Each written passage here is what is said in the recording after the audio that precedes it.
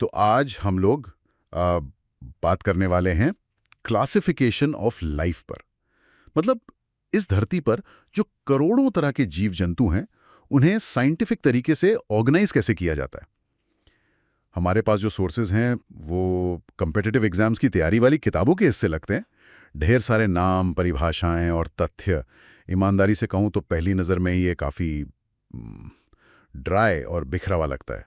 बिल्कुल, ये एक जंगल की तरह लग सकता है जिसमें हर तरफ सिर्फ नाम ही नाम है। लेकिन असल में ये एक बहुत ही रोमांचक जासूसी कहानी है। जासूसी कहानी, ये तो इंटरेस्टिंग है। तो हमारा मिशन आज यही है, इन बिखरे हुए सुरागों को जोड़कर वो पूरी कहानी बनाना, ये समझना कि वैज्ञानिक लाइफ की इस इनक्रेडिबल डाइवर्सिटी को ऑर्गेनाइज करने की कोशिश कैसे करते हैं और ये सिस्टम ओवर द टाइम बदला कैसे है। लेबल लगाकर उन्हें बक्सों में रखना नहीं है, ये लाइफ की हिस्ट्री को रिट्रेस करना है। ये समझने की कोशिश है कि कौन किसका रिश्तेदार है, किसका पूर्वज कौन था। ये साइंस का वो काम है जहां सुरागों को जोड़कर पूरे ट्री ऑफ लाइफ का नक्शा तैयार किया जाता है। Okay, let's unpack this. तो इस जासूसी कहानी की शुरुआत कहाँ से हुई? हमें लाइफ को ऑर्गेनाइज करने की जरूरत ही क्यों पड़ी? इसकी शुरुआत हुई एक बहुत ही बेसिक प्रॉब्लम से, कम्युनिकेशन। कल्पना कीजिए, आप भारत में नीलगाय की बात कर रहे हैं और अमेरिका में कोई ब्लू बुल की, जबकि दोनों एक ही जानवर हैं। कंफ्यूजन होगा। इसी को सुलझाने के लिए टैक्सोनॉमी का साइंस सामने आया। जीवों की पहचान करना, उन्हें एक यूनिवर्सल नाम देना और फिर उन्हें ग्रुप करना। और यहीं पर हमारे पहले जासूस कैरोलस लिनियस की एंट्री होती है। सोर्सेज में इन्हें टैक्सोनॉमी का पिता कहा गया है। बिल्कुल, 18वीं सदी में लिनेयस ने एक रेवोल्यूशनरी आइडिया दिया। उन्होंने कहा, हर जीव को एक फर्स्ट नेम और एक लास्ट नेम देते हैं। इसी को द्विपद नामकरण या बाइनोमियल नोमेनक्लेचर कहते हैं। पहला नाम उसके वंश का, जीनस का, और दूसरा उसकी जाति, स्पीशीज का। जैसे आम के लिए उन्होंने नाम दिया मैंजीफेरा इंडिका। अब आप दुनिया में कहीं भी ये नाम बोलेंगे, वैज्ञानिक समझ जाएंगे कि आप किस आम की बात कर रहे हैं। ये तो सिंपल है पर जीनियस है। लेकिन सोर्सेज कहते हैं कि उनका सिस्टम कृत्रिम यानी आर्टिफिशियल था। इसका क्या मतलब है? इसका मतलब है कि लिनेयस ने जो ग्रुपिंग की वो बहुत ही सतही थी। उन्होंने बस कुछ गिनी चुनी बाहरी विशेषताएं देखी। जैसे पौधों को उन्होंने उनके पुंकेसर यानी स्टेमेंस की संख्या के आधार पर बांट दिया। अच्छा, ये वैसे ही है जैसे आप अपनी बुक शेल्फ में किताबों को उनके कवर के रंग के हिसाब से लगा दें। लाल रंग की सारी किताबें एक साथ, नीली एक साथ। अच्छा, ऑर्गेनाइज करना आसान है, पर क्या इससे आपको पता चलता है कि कौन सी किताब साइंस की है और कौन सी हिस्ट्री की? नहीं। समझ गया। मतलब ये फंक्शनल था पर लॉजिकल नहीं था। और उन्होंने एक हायरार्की, एक पदानुक्रम भी बनाया था, है ना? किंगडम, फाइलम, क्लास, ये सब। हाँ, और वो आइडिया आज भी इस्तेमाल होता है। इसे आप एक पते की तरह समझ सकते हैं। जगत, किंगडम हो गया देश, संघ, फाइलम हो गया राज्य, वर्ग, क्लास हो गया शहर, और ऐसे ही नीचे जाते जाते आप कुल, फैमिली, वंश, जीनस से होते हुए जाति, स्पीशीज यानी असली घर तक पहुंच जाते हैं। तो जैसे जैसे आप हायरार्की में ऊपर जाते हैं, ग्रुप बड़ा होता जाता है और समानताएं कम होती जाती हैं। बिल्कुल। तो लिनियस ने सीन सेट कर दिया, लेकिन कहानी में एक बड़ा ट्विस्ट आना बाकी था। और वो ट्विस्ट लेकर आए R.H. विटेकर। सोर्सेज में उनके 5 जगत वर्गीकरण पर बहुत जोर है। ये इतना बड़ा डील क्यों था? ये बहुत बड़ा डील था क्योंकि विटेकर ने सिर्फ बाहर से नहीं देखा, उन्होंने जासूसी को अगले लेवल पर पहुंचाया। लिनियस के समय में तो बस 2 ही किंगडम थे, पौधे और जानवर। जो चलता फिरता है वो जानवर, जो नहीं चलता वो पौधा। बड़ा सिंपल। लेकिन लाइफ इतनी सिंपल तो है नहीं। फंगस यानी मशरूम को आप कहाँ रखेंगे? वो चलता भी नहीं पर पौधे की तरह अपना खाना भी नहीं बनाता। एग्जैक्टली। यहीं विटेकर ने कुछ फंडामेंटल सवाल पूछे। पहला सवाल था, सेल का डिजाइन कैसा है? क्या ये एक स्टूडियो अपार्टमेंट जैसा है जहां सारा सामान यानी डीएनए एक ही कमरे में बिखरा पड़ा है? उसे हम प्रोकैरियोटिक कहते हैं। अच्छा। या फिर ये एक घर जैसा है जिसमें एक खास कमरा यानी न्यूक्लियस है जहां सारा कीमती सामान सुरक्षित रखा है, उसे हम यूकैरियोटिक कहते हैं। वाओ, ये एनालॉजी तो कमाल की है। स्टूडियो अपार्टमेंट मतलब प्रोकैरियोट और प्रॉपर घर मतलब यूकैरियोट। राइट। तो दूसरा सवाल क्या था? दूसरा सवाल था, शरीर में कितने सेल हैं? क्या जीव सिर्फ एक सेल का बना है, यूनिसेल्युलर, या बहुत सारे सेल्स का, मल्टीसेल्युलर? और तीसरा और सबसे जरूरी सवाल था, खाना कहाँ से आता है? मतलब वो अपना खाना खुद बनाते हैं या दूसरों से लेते हैं? इन 3 सवालों के आधार पर उन्होंने लाइफ को 5 बड़े किंगडम में बांट दिया। चलिए एक एक करके इन्हें समझते हैं। पहला है मोनेरा। मोनेरा जगत उन सभी स्टूडियो अपार्टमेंट वालों का है। ये प्रोकैरियोटिक है, यानी इनके सेल्स में कोई विकसित न्यूक्लियस या दूसरे मेम्ब्रेन वाले अंग नहीं होते। ये सब एक सेल के बने होते हैं। हमारे जाने पहचाने बैक्टीरिया, साइनोबैक्टीरिया जैसे नॉस्टॉक और आर्कीबैक्टीरिया इसी ग्रुप में आते हैं। ये लाइफ के सबसे बेसिक फॉर्म्स हैं। तो मोनेरा सबसे सिंपल लाइफ फॉर्म्स हो गए, बट एवोल्यूशन तो रुका नहीं होगा। अगला कदम क्या था? सेल ने खुद को अपग्रेड कैसे किया होगा? अगला कदम था प्रोटिस्टा। ये वो जीव हैं जिन्होंने अपने सेल को स्टूडियो अपार्टमेंट से घर में अपग्रेड कर लिया है। मतलब ये यूकैरियोटिक हैं, इनके सेल में न्यूक्लियस है, लेकिन ये अभी भी अकेले रहना पसंद करते हैं, यानी ज्यादातर एक कोशिकीय होते हैं। जैसे अमीबा और यूग्लिना। बिल्कुल, ये किंगडम एक तरह का जंक्शन है जहां से बाकी 3 एडवांस्ड किंगडम के रास्ते निकलते हैं। एक मिनट, फंगी मतलब मशरूम और फफूंद, मैंने तो हमेशा सोचा था कि ये एक तरह के अजीब पौधे होते हैं। हमारे स्रोतों में इन्हें एक बिल्कुल अलग किंगडम में रखा गया है। ऐसा क्यों? ये पौधों जैसे क्यों नहीं है? यही विटेकर की जीनियस थी।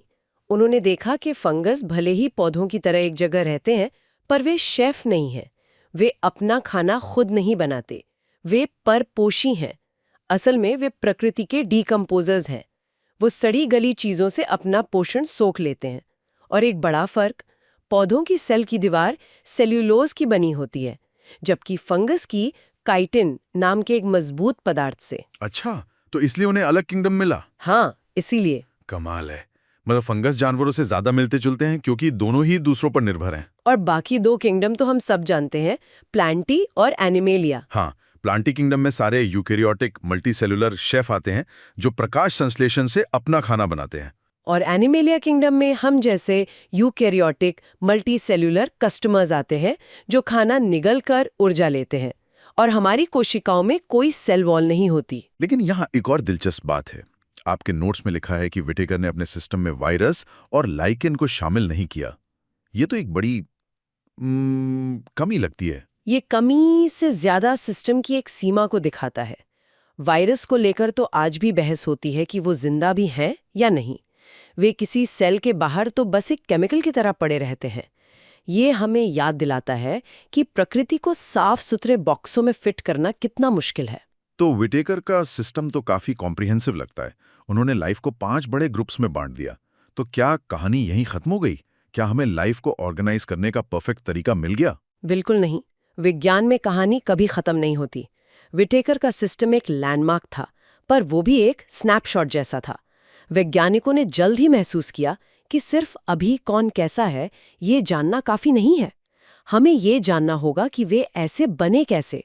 और यहीं से असली जासूसी का काम शुरू हुआ, लाइफ की हिस्ट्री को रिट्रेस करने का। मतलब अब हम सिर्फ ऑर्गेनाइजिंग नहीं कर रहे थे, बल्कि एक फैमिली ट्री बना रहे थे। एग्जैक्टली। डार्विन की थ्योरी ऑफ एवोल्यूशन के बाद क्लासिफिकेशन का गोल ही बदल गया। अब वैज्ञानिक सिर्फ ये नहीं देख रहे थे कि कौन किसके जैसा दिखता है, बल्कि ये पता लगा रहे थे कि किसका पूर्वज कौन था। इसे ही जातीय वृत्तीय वर्गीकरण या फाइलोजेनेटिक सिस्टम कहते हैं।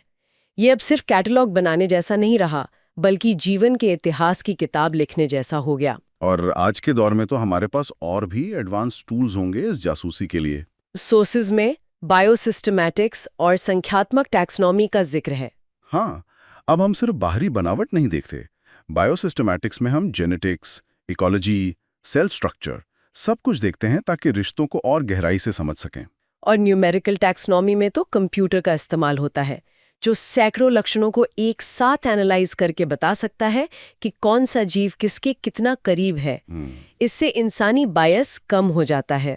और जेनेटिक्स की बात आई है तो कार्ल बोस का जिक्र भी करना होगा। उन्होंने तो 5 किंगडम को 6 में बदल दिया। हाँ, कार्ल बोस ने जेनेटिक लेवल पर जब जांच की तो उन्हें एक चौंकाने वाली बात पता चली। उन्होंने देखा कि जिसे हम मोनेरा किंगडम कह रहे थे, उसमें असल में 2 बिल्कुल अलग तरह के ग्रुप हैं। एक थे यू बैक्टीरिया यानी ट्रू बैक्टीरिया, जो हमें हर जगह मिलते हैं, और दूसरे थे आर्कीबैक्टीरिया।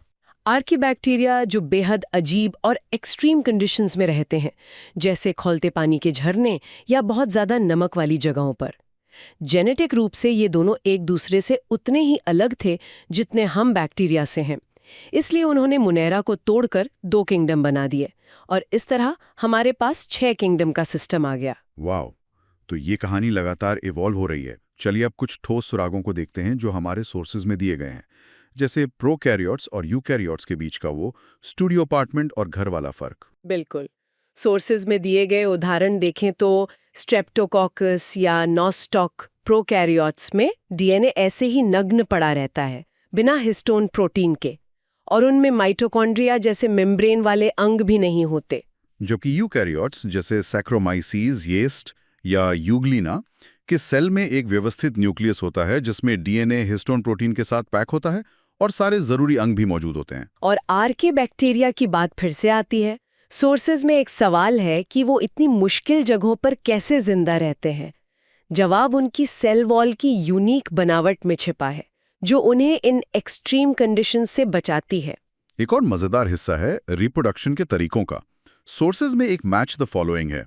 ये दिखाता है कि लाइफ कितनी क्रिएटिव हो सकती है। हाँ, जरा देखिए, क्लेमाइडोमोनस में ज़ूस्पोर्स बन रहे हैं, पेनिसिलियम में कोनिडिया बन रहे हैं, हाइड्रा में कली निकल रही है और स्पंज में जेम्यूल्स बन रहे हैं। मतलब जिंदा रहने और अपनी पीढ़ी आगे बढ़ाने के लिए प्रकृति के पास हजारों तरीके हैं। और आखिर में इस पूरी हायरार्की को समझने के लिए कुछ कॉन्क्रीट उदाहरण। आम, आलू और शेर। हमारे नोट्स के हिसाब से आम मैंगीफेरा इंडिका का कुल है एनाकार्डिएसिया, आलू का कुल है सोलेनेसिए, और शेर पेंथेरा लियो का कुम है फेलिडे। ये दिखाता है कि इस विशाल सिस्टम में हर एक जीव की अपनी एक खास जगह और एक खास पता है। बिल्कुल। तो आज हमने देखा कि जीवों का वर्गीकरण कोई बोरिंग लिस्ट नहीं है, बल्कि एक डायनामिक साइंस है। ये एक ऐसी जासूसी कहानी है जो बाहरी दिखावट से शुरू होकर एवोल्यूशनरी हिस्ट्री से गुजरते हुए अब जेनेटिक कोड तक पहुंच गई है। ये सिर्फ नाम रटना नहीं है, बल्कि लाइफ के इस विशाल वेब में हर जीव की जगह को समझना है। आपने बिल्कुल सही सारांश दिया।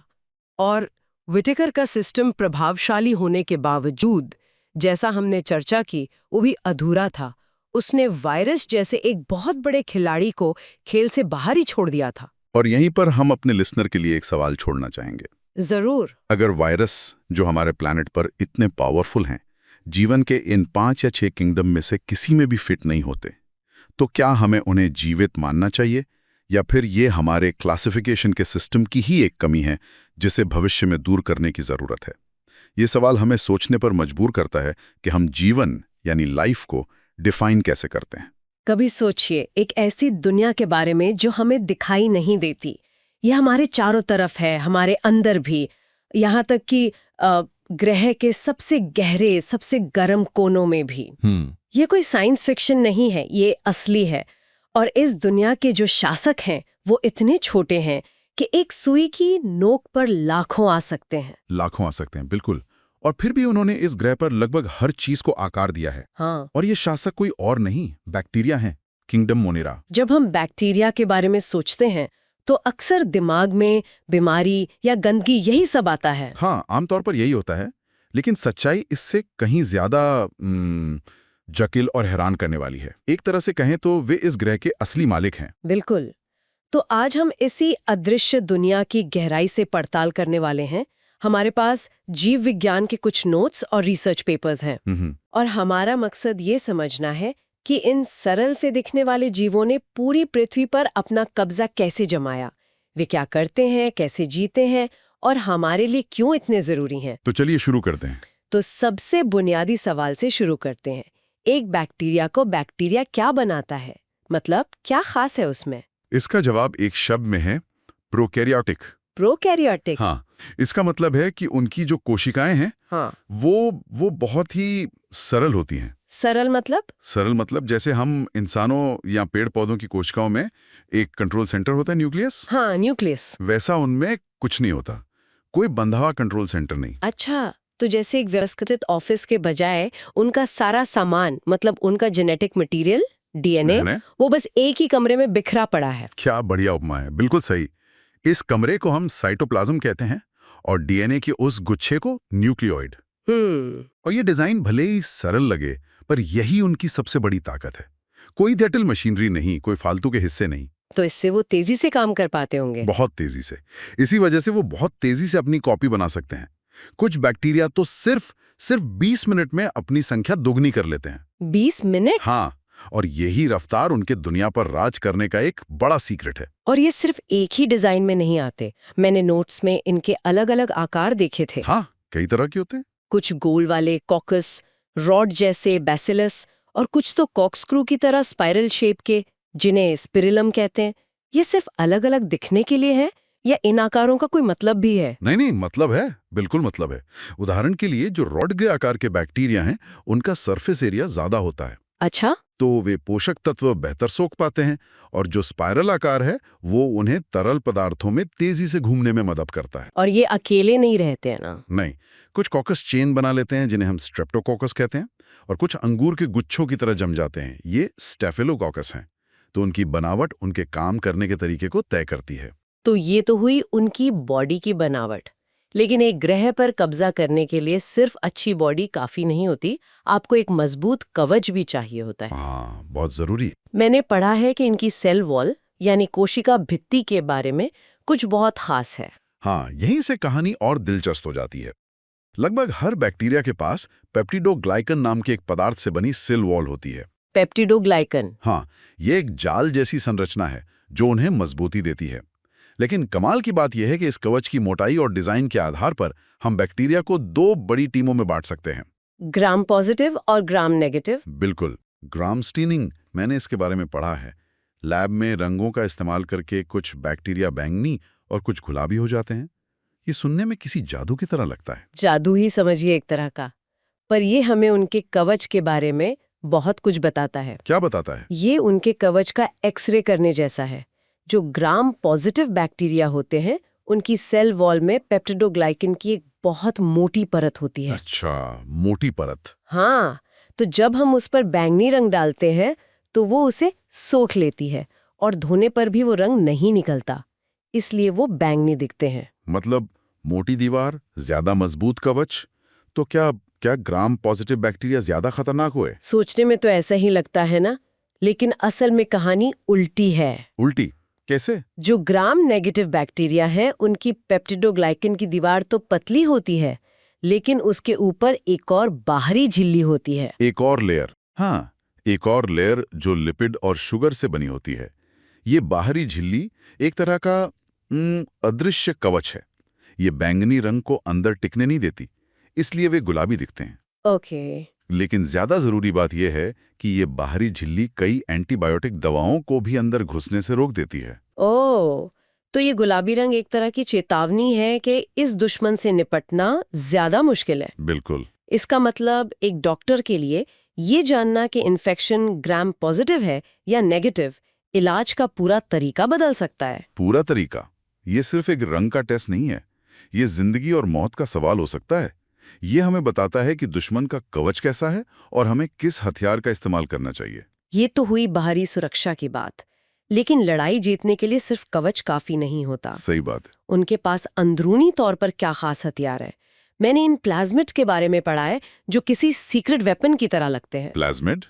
प्लाज्मिड बैक्टीरिया की दुनिया का इंटरनेट है। इंटरनेट? हाँ, सोचिए, उनके मुख्य डीएनए यानी क्रोमोसोम के अलावा उनके पास डीएनए के छोटे छोटे गोल टुकड़े होते हैं। ये हैं प्लास्मिड। ओके। और इन पर वो जीन होते हैं जो उन्हें सुपर पावर देते हैं, जैसे किसी खास एंटीबायोटिक से बचने का तरीका या किसी जहरीले केमिकल को पचाने की क्षमता। एक मिनट, तो मतलब बैक्टीरिया के पास अपना खुद का ऐप स्टोर है, जहां से वे मुश्किल हालात से बचने के लिए नए स्किल्स डाउनलोड कर सकते हैं? ठीक यही, क्या बात है। और वे इन ऐप्स को एक दूसरे के साथ शेयर भी करते हैं। शेयर भी करते हैं? हाँ, कॉन्जुगेशन नाम की एक प्रक्रिया के जरिए एक बैक्टीरिया दूसरे से फिजिकली जुड़कर उसे अपने प्लाज्मिड की एक कॉपी दे सकता है। अच्छा। ये ऐसा है जैसे आप अपने दोस्त को एक पेन ड्राइव देते हैं जिसमें गेम का एक चीट कोड हो। और यही वजह है कि एंटीबायोटिक रेजिस्टेंस इतनी तेजी से फैलता है। बिल्कुल यही वजह है। ये तो डरावना है। लेकिन क्या हम इंसानों ने इस सिस्टम को हैक नहीं किया है? हमारे नोट्स में लिखा है कि जेनेटिक इंजीनियरिंग में प्लाज्मिड बहुत जरूरी है। हमने किया है। वैज्ञानिकों ने बैक्टीरिया के इस शेयरिंग सिस्टम को समझकर उसे अपने फायदे के लिए इस्तेमाल करना सीख लिया है। कैसे? हम प्लाज्मिड को एक डिलीवरी ट्रक की तरह इस्तेमाल करते हैं। हम उसमें मान लीजिए इंसुलिन बनाने वाला इंसानी जीन डाल देते हैं और फिर उस प्लाज्मिड को ई कोलाई जैसे बैक्टीरिया में डाल देते हैं। अब वो बेचारा बैक्टीरिया हमारे लिए इंसुलिन बनाने की फैक्ट्री बन जाता है। कमाल है। तो जो चीज उन्हें एक दूसरे से सीक्रेट कोड शेयर करने में मदद करती है, उसी का इस्तेमाल करके हम जीवन बचाने वाली दवाई बना रहे हैं। हाँ, ये बैक्टीरिया वाकई दो धारी तलवार है। और जब हम मुश्किल हालात में जीने की बात कर ही रहे हैं, तो मैंने एक ऐसे ग्रुप के बारे में पढ़ा जो इसे एक अलग ही लेवल पे ले जाता है। आर्कीबैक्टीरिया। हाँ, आर्कीबैक्टीरिया। ये प्रकृति के असली एक्सट्रीमोफाइल्स हैं। एक्सट्रीमोफाइल्स मतलब जो एक्सट्रीम हालात में रहते हैं। बिल्कुल, वे बैक्टीरिया जैसे दिखते हैं, लेकिन असल में वे जीवन के एक बिल्कुल अलग डोमेन से हैं। उन्हें प्राचीन बैक्टीरिया भी कहा जाता है। क्यों? क्योंकि माना जाता है कि वे पृथ्वी के शुरुआती बेहद खतरनाक वातावरण में पैदा हुए थे। कितने खतरनाक? हमारे नोट्स में कुछ उदाहरण हैं जो विश्वसनीय लगते हैं। कल्पना कीजिए, हैलोफाइल्स हैं जो इतने ज्यादा खारे पानी में रहते हैं कि उसमें कोई और जीव गल जाएगा। बाप रे। फिर हैं थर्मोएसिडोफाइल्स जो उबलते हुए एसिड के झरनों में रहते हैं। एक ऐसा माहौल जहां रहना तो दूर, कोई धातु भी पिघल जाए और वो वहां जिंदा रहते हैं आराम से। उनकी सेल मेम्ब्रेन और सेल वॉल की बनावट यूबैक्टीरिया से इतनी अलग होती है कि वे इन हालात को झेल पाते हैं। और मीथेनोजेंस भी हैं जो मीथेन गैस बनाते हैं। ये कहाँ मिलते हैं? ये उन जगहों पर मिलते हैं जहां ऑक्सीजन बिल्कुल नहीं होती, जैसे दलदल की गहराई में। ओके। या गाय भैंस जैसे जुगाली करने वाले जानवरों की आंतों में। अच्छा। असल में जब हम गोबर से बायोगैस बनाते हैं तो हम इन्हीं मीथेनोजेंस का इस्तेमाल कर रहे होते हैं। तो ये साबित करता है कि इन जीवों ने इस ग्रह का हर कोना, हर संभावना तलाश ली है। बिल्कुल, यही उनके राज का रहस्य है। वे वहां भी जी सकते हैं जहां जीवन असंभव लगता है। ऐसी अजीब जगहों पर रहने के लिए उनका खानपान भी बहुत अजीब होता होगा। मुझे हमेशा लगता था कि बैक्टीरिया बस सड़ी गली चीजें खाते हैं। वो तो बस एक छोटा सा हिस्सा है। पोषण के मामले में किंगडम मोनेरा में शायद दुनिया में सबसे ज्यादा विविधता है। जैसे? कुछ तो पौधों की तरह हैं जिन्हें हम फोटो ऑटोट्रॉफ कहते हैं, जैसे साइनोबैक्टीरिया या नीले हरे शैवाल। अच्छा, साइनोबैक्टीरिया। वे सूरज की रोशनी से अपना भोजन बनाते हैं और ऑक्सीजन छोड़ते हैं। अरबों साल पहले इन्हीं ने हमारे वायुमंडल को ऑक्सीजन से भरा था। साइनोबैक्टीरियन। इनके बारे में एक और दिलचस्प बात थी। कुछ जैसे नॉस्टॉक हवा से नाइट्रोजन खींचकर उसे पौधों के लिए उपयोगी बना सकते हैं। सही। उनमें हेटेरोसिस्ट नाम की खास कोशिकाएं होती हैं जो ये काम करती हैं। वे तो एक तरह से प्राकृतिक खाद की फैक्ट्री हुए। बिल्कुल। फिर आते हैं कीमो ऑटोट्रॉफ। ये और भी अजीब हैं। ये क्या करते हैं? ये अपना भोजन बनाने के लिए सूरज की रोशनी का नहीं, बल्कि केमिकल्स का इस्तेमाल करते हैं। अमोनिया या हाइड्रोजन सल्फाइड जैसे केमिकल्स को तोड़कर मिली ऊर्जा का। केमिकल्स खाकर जीते हैं? हाँ, ये गहरे समुद्र में उन ज्वालामुखियों के पास पाए जाते हैं जहां सूरज की रोशनी कभी नहीं पहुंचती। और फिर आखिर में आते हैं हेटेरोट्रॉफ, जो हम इंसानों से सबसे ज्यादा जुड़े हुए हैं ना? हाँ, अच्छे और बुरे दोनों तरीकों से। इनमें से ज्यादातर डिकम्पोजर हैं। वे मरे हुए पौधों और जानवरों को तोड़कर पोषक तत्वों को वापस मिट्टी में मिलाते हैं। उनके बिना हमारा ग्रह कचरे के ढेर में बदल जाएगा। लेकिन इसी ग्रुप में कुछ पैरासाइट्स भी हैं जो बीमारियां फैलाते हैं। हाँ, जैसे सैल्मोनेला कैफी, जिससे टाइफॉइड होता है। हमारे स्रोतों में टाइफॉइड मैरी की कहानी का जिक्र है। हाँ, एक क्लासिक केस है वो एक रसोइया थी जिसके शरीर में टाइफॉइड के बैक्टीरिया थे, पर उसे खुद कोई लक्षण नहीं थे। हाँ, कैरियर थी वो जहां भी खाना बनाती अनजाने में लोगों को बीमार कर देती थी। सालों तक किसी को समझ ही नहीं आया कि ये बीमारी फैल कैसे रही है। ये दिखाता है कि ये अदृश्य दुनिया हम पर कितना सीधा असर डाल सकती है। बिल्कुल। लेकिन इसी ग्रुप में हमारे सबसे अच्छे दोस्त भी हैं। लैक्टोबैसिलस दूध को दही में बदलता है। सही बात है। हमारी आंतों में रहने वाला ई कोलाई हमें विटामिन बनाने में मदद करता है। ये सिम्बायोटिक रिश्ते हैं। और एंटीबायोटिक्स भी तो। हाँ, ज्यादातर एंटीबायोटिक्स जैसे स्ट्रेप्टोमाइसिन हमें दूसरे बैक्टीरिया से ही मिलती हैं।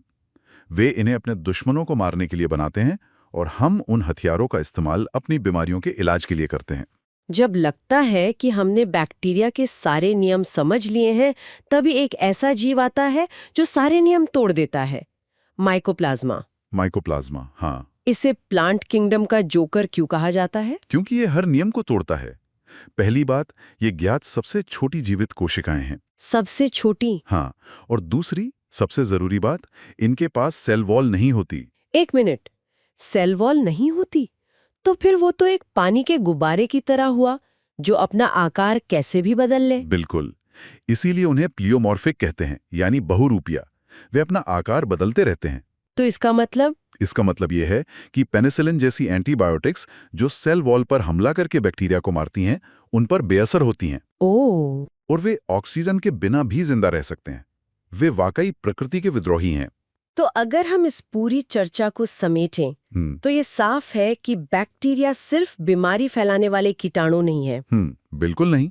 वे इस ग्रह के वास्तुकार हैं, इसके सफाई कर्मचारी हैं और इसके सबसे पुराने शासक भी।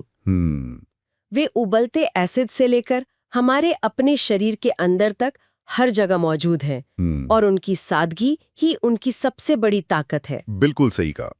अगर स्रोतों से मिले मुख्य बिंदुओं को देखें तो उनकी सरल प्रोकैरियोटिक संरचना, उन्हें पहचानने के लिए ग्राम स्टेनिंग का महत्व और प्लाज्मिड के जरिए जानकारी साझा करने की उनकी अद्भुत क्षमता, इन सब ने न केवल जीव विज्ञान की हमारी समझ को बदला है, बल्कि दवा और टेक्नोलॉजी में भी क्रांति ला दी है। इस बातचीत के आखिर में एक सवाल मन में आ रहा है। पूछिए। हमने देखा कि आर्कीबैक्टीरिया पृथ्वी की सबसे कठोर, सबसे असंभव जगहों पर पनपते हैं। हाँ। जब वैज्ञानिक मंगल ग्रह या बृहस्पति के चंद्रमा यूरोपा पर जीवन के निशान खोजते हैं तो वो पानी या सामान्य जीवन की तलाश करते हैं। लेकिन क्या ये संभव है कि वे गलत जगह देख रहे हो? मतलब? क्या असली एलियन जीवन का मॉडल हमारे अपने गर्म झरनों में रहने वाले इन थर्मो एसिडोफाइल्स जैसा हो सकता है? दिलचस्प सवाल है। क्या पृथ्वी के सबसे चरम जीव ही ब्रह्मांड में जीवन का ब्लूप्रिंट हो सकते हैं? स्वागत है। आज हमारे पास प्रोटिस्टा जगत के बारे में कुछ बहुत ही दिलचस्प नोट्स है और सच कहूं तो ये एक कोशिकीय जीवों की दुनिया है जो हैरान कर देती है। बिल्कुल, और ये एक बहुत ही दिलचस्प सफर होने वाला है। हाँ, क्योंकि ये नोट्स किसी एग्जाम की तैयारी के लिए बनाए गए लगते हैं, एक सवाल जवाब की लिस्ट जैसे। पर हमारा मकसद सिर्फ जवाब रटना तो है नहीं। नहीं, बिल्कुल नहीं। जब हम एक कोशिकीय सुनते हैं तो दिमाग में सरल या साधारण जैसा कुछ आता है। सही। लेकिन ये जीव कुछ भी हों, साधारण तो बिल्कुल नहीं है। इनके पास न दिमाग है, न दिल, न हड्डियां, फिर भी ये शिकार करते हैं, खतरे से बचते हैं, प्रजनन करते हैं। और कुछ तो इंसानों और मच्छरों के बीच ऐसी खतरनाक दोहरी जिंदगी जीते हैं कि किसी थ्रिलर फिल्म की कहानी लगे। एग्जैक्टली। चलिए सबसे जाने पहचाने किरदार से शुरू करते हैं। अमीबा। स्कूल की किताबों से इसकी एक धुंधली सी याद है, वो आकार बदलता हुआ एक धब्बा। हाँ बिल्कुल। इन नोट्स में एक शब्द बार बार आ रहा है, स्यूडोपोडिया। कूटपाद। हाँ, कूटपाद। इसके नकली पैर। पर ये बनते कैसे हैं? मतलब क्या ये बस कहीं से भी निकल आते हैं? नोट्स में सोल जेल थ्योरी का जिक्र है। ये क्या चीज है? ये अमीबा के चलने का बहुत ही शानदार तरीका है। अच्छा। आप कोशिका के अंदर के पदार्थ, मतलब साइटोप्लाज्म को एक तरह का जादुई सूप समझिए। जादुई सूप? हाँ। ये सूप अपनी अवस्था बदल सकता है। जब इसे आगे बढ़ना होता है तो कोशिका के एक हिस्से में ये सूप पतला, बहने वाला बन जाता है, जिसे सोल कहते हैं। अच्छा। और किनारों पर यही सूप गाढ़ा जेली जैसा हो जाता है, जिसे जेल कहते हैं। ये सोल बहकर आगे की तरफ धक्का देता है और वहां पहुंचकर वापस जेल में बदल जाता है। 1 मिनट, तो आप कह रहे हैं कि कोशिका के अंदर का सूप गाढ़ा होकर जेली बन जाता है और उसी से वो चलता है? बिल्कुल, और इसी से एक पैर जैसा उभार बन जाता है। ये तो कमाल है। पर ये कैसे तय होता है कि पैर कहाँ बनेगा? इसका कोई दिमाग तो है नहीं? यही तो सबसे दिलचस्प सवाल है। कोई दिमाग नहीं है। ये सब रासायनिक संकेतों पर आधारित है। मतलब अगर पास में भोजन है तो उससे निकलने वाले रसायन कोशिका की सतह को एक तरफ से उत्तेजित करते हैं और पूरी प्रक्रिया उसी दिशा में शुरू हो जाती है। हाँ, सोलजेल की पूरी प्रक्रिया उसी दिशा में शुरू हो जाती है। ये एक अविश्वसनीय रूप से कुशल विकेंद्रीकृत प्रणाली है। कोई सेंट्रल कमांड नहीं, बस स्थानीय प्रतिक्रियाएं। वाह। और नोट्स में एक बहुत ही अजीब बात लिखी है कि अमीबा अमर होता है। ये तो कुछ ज्यादा हो गया। इसका क्या मतलब हुआ? हाँ, अमर शब्द थोड़ा नाटकीय है, लेकिन इसके पीछे एक दिलचस्प जीव विज्ञान है। देखिए, हम जैसे बहुकोशिकीय जीव बूढ़े होते हैं और मर जाते हैं, है ना? हाँ। लेकिन हमारी प्रजनन कोशिकाएं अगली पीढ़ी में चली जाती हैं। अमीबा के साथ ऐसा नहीं है। जब वो प्रजनन करता है तो वो बाइनरी फिजन के जरिए खुद को बीच से 2 बराबर हिस्सों में बांट लेता है। अच्छा। तो जो जनक कोशिका थी वो मरी नहीं, बल्कि 2 नई संतति कोशिकाओं के रूप में मौजूद है। कोई लाश पीछे नहीं छूटती। मतलब वो बूढ़ा होकर नहीं मरता, बल्कि खुद ही अपनी अगली पीढ़ी बन जाता है। और मुश्किल हालातों के लिए भी इसके पास कोई तरकीब होगी। नोट्स में स्पोर्युलेशन की बात की गई है। बिल्कुल, ये उसकी सर्वाइवल किट है। जब पानी सूख जाता है या भोजन खत्म हो जाता है, तो अमीबा अपने चारों ओर एक बहुत ही मजबूत 3 परत वाली दीवार बना लेता है। उसे सिस्ट कहते हैं। हाँ, सिस्ट। ये एक तरह का हाईटेक बंकर है। इस बंकर के अंदर वो सुरक्षित रहता है और कई बार विभाजित होता है। फिर जब हालात दोबारा ठीक होते हैं, तो ये सिस्ट फटता है और उसमें से एक साथ बहुत सारे नए अमीबा बाहर निकलते हैं। तो ये मुश्किल समय को काटने और साथ ही अपनी आबादी बढ़ाने का एक तरीका है। कमाल है ना? चलिए अब एक और मशहूर जीव की तरफ बढ़ते हैं, जो अमीबा से थोड़ा ज्यादा व्यवस्थित लगता है। पैरामीशियम। इसे स्लिपर एनिमलक्यूल कहते हैं। हाँ, क्योंकि इसका आकार चप्पल जैसा है। में 2 तरह के केंद्रक। ये क्यों? हाँ, और ये पैरामीशियम के कुशल डिजाइन का सबसे बड़ा सबूत है। सोचिए, ये प्रकृति का रीड ओनली बनाम रीड राइट सिस्टम है। रीड ओनली, रीड राइट मतलब इसमें एक छोटा कॉम्पैक्ट माइक्रोन्यूक्लियस होता है और एक बड़ा फैला हुआ मैक्रोन्यूक्लियस। माइक्रोन्यूक्लियस एक जेनेटिक तिजोरी की तरह है। इसमें जीव का सारा मूल जेनेटिक ब्लूप्रिंट सुरक्षित रखा है। और इसे सिर्फ खास मौकों पर ही खोला जाता है, जैसे प्रजनन के समय। बिल्कुल। और जो बड़ा वाला मैक्रोन्यूक्लियस है, वो वर्किंग कॉपी है। एग्जैक्टली। वो उस तिजोरी में रखी मूल किताब की एक वर्किंग फोटोकॉपी की तरह है। कोशिका के रोजमर्रा के काम, खाना बनाना, चलना, कचरा बाहर निकालना, इन सब के लिए निर्देश इसी फोटोकॉपी से लिए जाते हैं, ताकि मूल जेनेटिक कोड को कोई नुकसान न पहुंचे। सही, वो सुरक्षित रहता है। ये काम का बंटवारा अविश्वसनीय रूप से कुशल है। ये तो बहुत ही स्मार्ट सिस्टम है, तिजोरी और फोटोकॉपी। अब समझ आया। नोट्स में कॉन्जुगेशन का भी जिक्र है और लिखा है कि ये शक्ति और जीवन शक्ति को बहाल करता है। ये सामान्य प्रजनन से अलग कैसे है? ये बहुत महत्वपूर्ण बिंदु है। कॉन्जुगेशन सीधे तौर पर संख्या बढ़ाने के लिए नहीं है। तो फिर किस लिए? ये एक तरह का कह सकते हैं जेनेटिक रिफ्रेश है। इसमें 2 पैरामीशियम अस्थायी रूप से एक साथ आते हैं और अपने माइक्रोन्यूक्लियस यानी अपनी जेनेटिक तिजोरियों से आनुवंशिक सामग्री का थोड़ा थोड़ा आदान प्रदान करते हैं। अच्छा, तो इससे उन्हें क्या मिलता है? नई ताकत? इससे जेनेटिक विविधता आती है। सोचिए, अगर आप एक ही किताब की फोटोकॉपी बार बार निकालते रहें, तो धीरे धीरे क्वालिटी खराब हो जाएगी, है ना? हाँ बिल्कुल। बाइनरी फिजन, जो कि अलैंगिक प्रजनन है, कुछ वैसा ही है। कॉन्जुगेशन के जरिए वे एक दूसरे से नए जेनेटिक आइडिया लेते हैं, जिससे उनकी आने वाली पीढ़ियां ज्यादा मजबूत और बदलते माहौल के लिए बेहतर रूप से तैयार होती हैं। तो हमने देखा कि अमीबा और पैरामीशियम अपने माहौल में जीने के लिए कितने माहिर हैं। लेकिन क्या होता है जब किसी जीव का माहौल कोई दूसरा जीव बन जाता है? यहीं से परजीवियों की खतरनाक दुनिया शुरू होती है। बिल्कुल। इन नोट्स में सबसे ज्यादा जिक्र मलेरिया फैलाने वाले परजीवी प्लाज्मोडियम का है।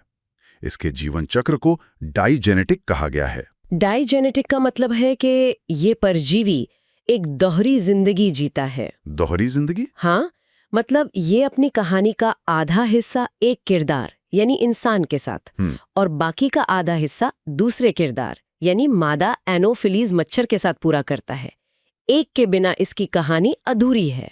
और दिलचस्प बात यह है कि इसका जो लैंगिक प्रजनन है वो हमारे शरीर में नहीं होता। नहीं, वो मच्छर के पेट में होता है। इसीलिए मच्छर को इसका प्राथमिक मेजबान माना जाता है और इंसान को द्वितीयक। ठीक है, तो ये एक दोहरी जिंदगी जीता है। नोट्स में इसके अलग अलग स्टेज दिए हैं: स्पोरोजोइट्स, मेरोजोइट्स, गैमेटोसाइट्स। ये सब क्या है? कहानी शुरू कहाँ से होती है? कहानी शुरू होती है एक संक्रमित मच्छर के काटने से। जब वो काटता है तो अपनी लार के साथ हजारों सुई जैसे स्पोरोजोइट्स हमारे खून में छोड़ देता है। स्पोरोजोइट्स? ये नाम किसी जासूसी फिल्म के हथियार जैसा लगता है। तो ये एक तरह के घुसपैठिए जासूस हैं? बिल्कुल। और इनका पहला ठिकाना होता है लिवर।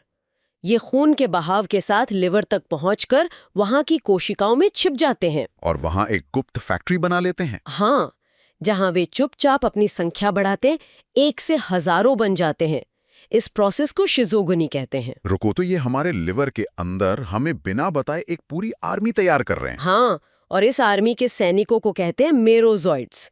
जब लिवर की कोशिका इन सैनिकों से पूरी तरह भर जाती है तो वो फटती है और ये पूरी सेना।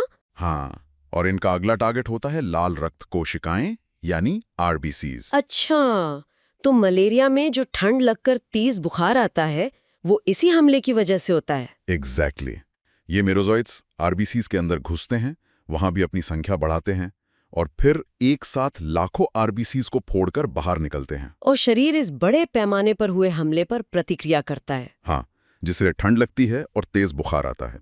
और क्योंकि ये चक्र 48 या 72 घंटे में दोहराया जाता है, इसलिए मलेरिया का बुखार भी एक निश्चित अंतराल पर आता जाता रहता है। और कहानी यहीं खत्म नहीं होती है ना? दूसरा मच्छर भी तो तस्वीर में आता है। सही कहा। आरबीसीज के अंदर कुछ मेरोजॉइट सैनिक बनने के बजाय गैमेटोसाइट्स बन जाते हैं, जो कि नर और मादा प्रजनन कोशिकाएं हैं।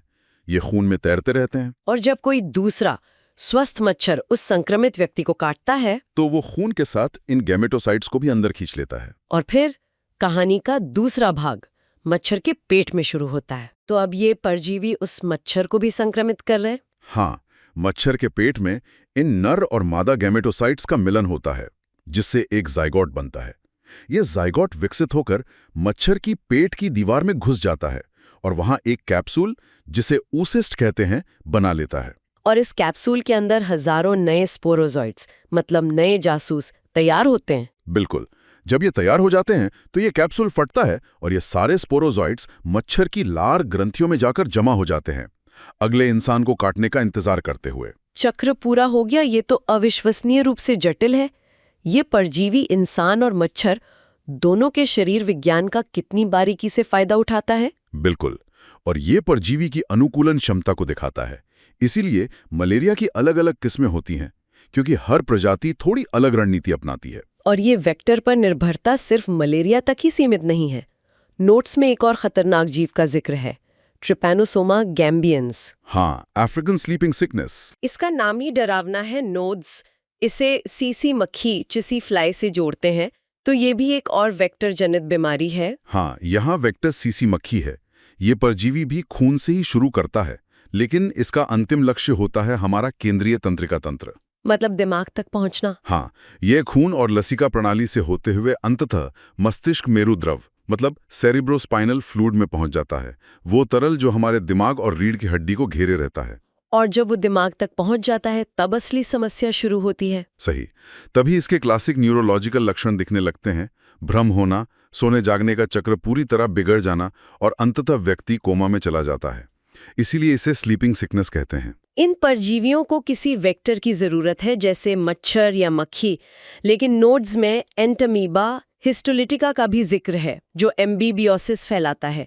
ये अलग लगता है, इसे मोनोजेनेटिक कहा गया है। हाँ, मोनोजेनेटिक का मतलब है कि ये अपनी पूरी कहानी एक ही मेजबान के अंदर पूरी कर लेता है, इसे किसी दूसरे जीव की जरूरत नहीं है। तो ये फैलता कैसे है? इसका संक्रमण सीधे दूषित भोजन या पानी से होता है। इसका जो सिस्ट वाला रूप है वो बहुत कठोर होता है और शरीर के बाहर लंबे समय तक जिंदा रह सकता है। जब कोई इसे निगल लेता है तो ये सिस्ट पेट के एसिड से बचकर आंतों में पहुंच जाता है। और वहां जाके ये क्या करता है? नोट्स में एक एंजाइम हिस्टोलिसिन का जिक्र है। ये इसका मुख्य हथियार है।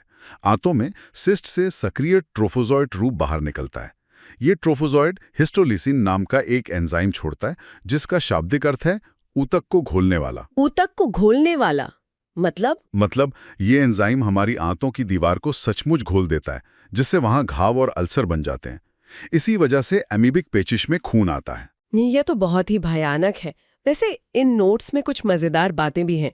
एक जगह परजीवी की तुलना एक पेशेवर डिनर गेस्ट से की गई है। ये मुझे बहुत अच्छा लगा। और ये बहुत सटीक उपमाएं है ना। एक पेशेवर डिनर गेस्ट की तरह परजीवी मेजबान के घर आता है, मेजबान का खाना खाता है, मेजबान के संसाधनों का इस्तेमाल करता है और बदले में मेजबान को बीमार कर जाता है। परजीवी को फायदा, मेजबान को नुकसान। बिल्कुल। और परजीवीवाद की दुनिया में इससे भी ज्यादा अजीब चीजें हैं। नोट्स में हाइपर पैरासाइट का जिक्र है। एक मिनट, हाइपर पैरासाइट, इसका क्या मतलब हुआ? इसका मतलब है परजीवी के ऊपर परजीवी, एक ऐसा परजीवी जो किसी दूसरे परजीवी के शरीर में रहता है। मतलब सोचिए, एक मच्छर जो खुद एक परजीवी है, उसके अंदर मलेरिया का परजीवी रहता है, और हो सकता है उस मलेरिया के परजीवी के अंदर भी कोई वायरस या बैक्टीरिया रहता हो।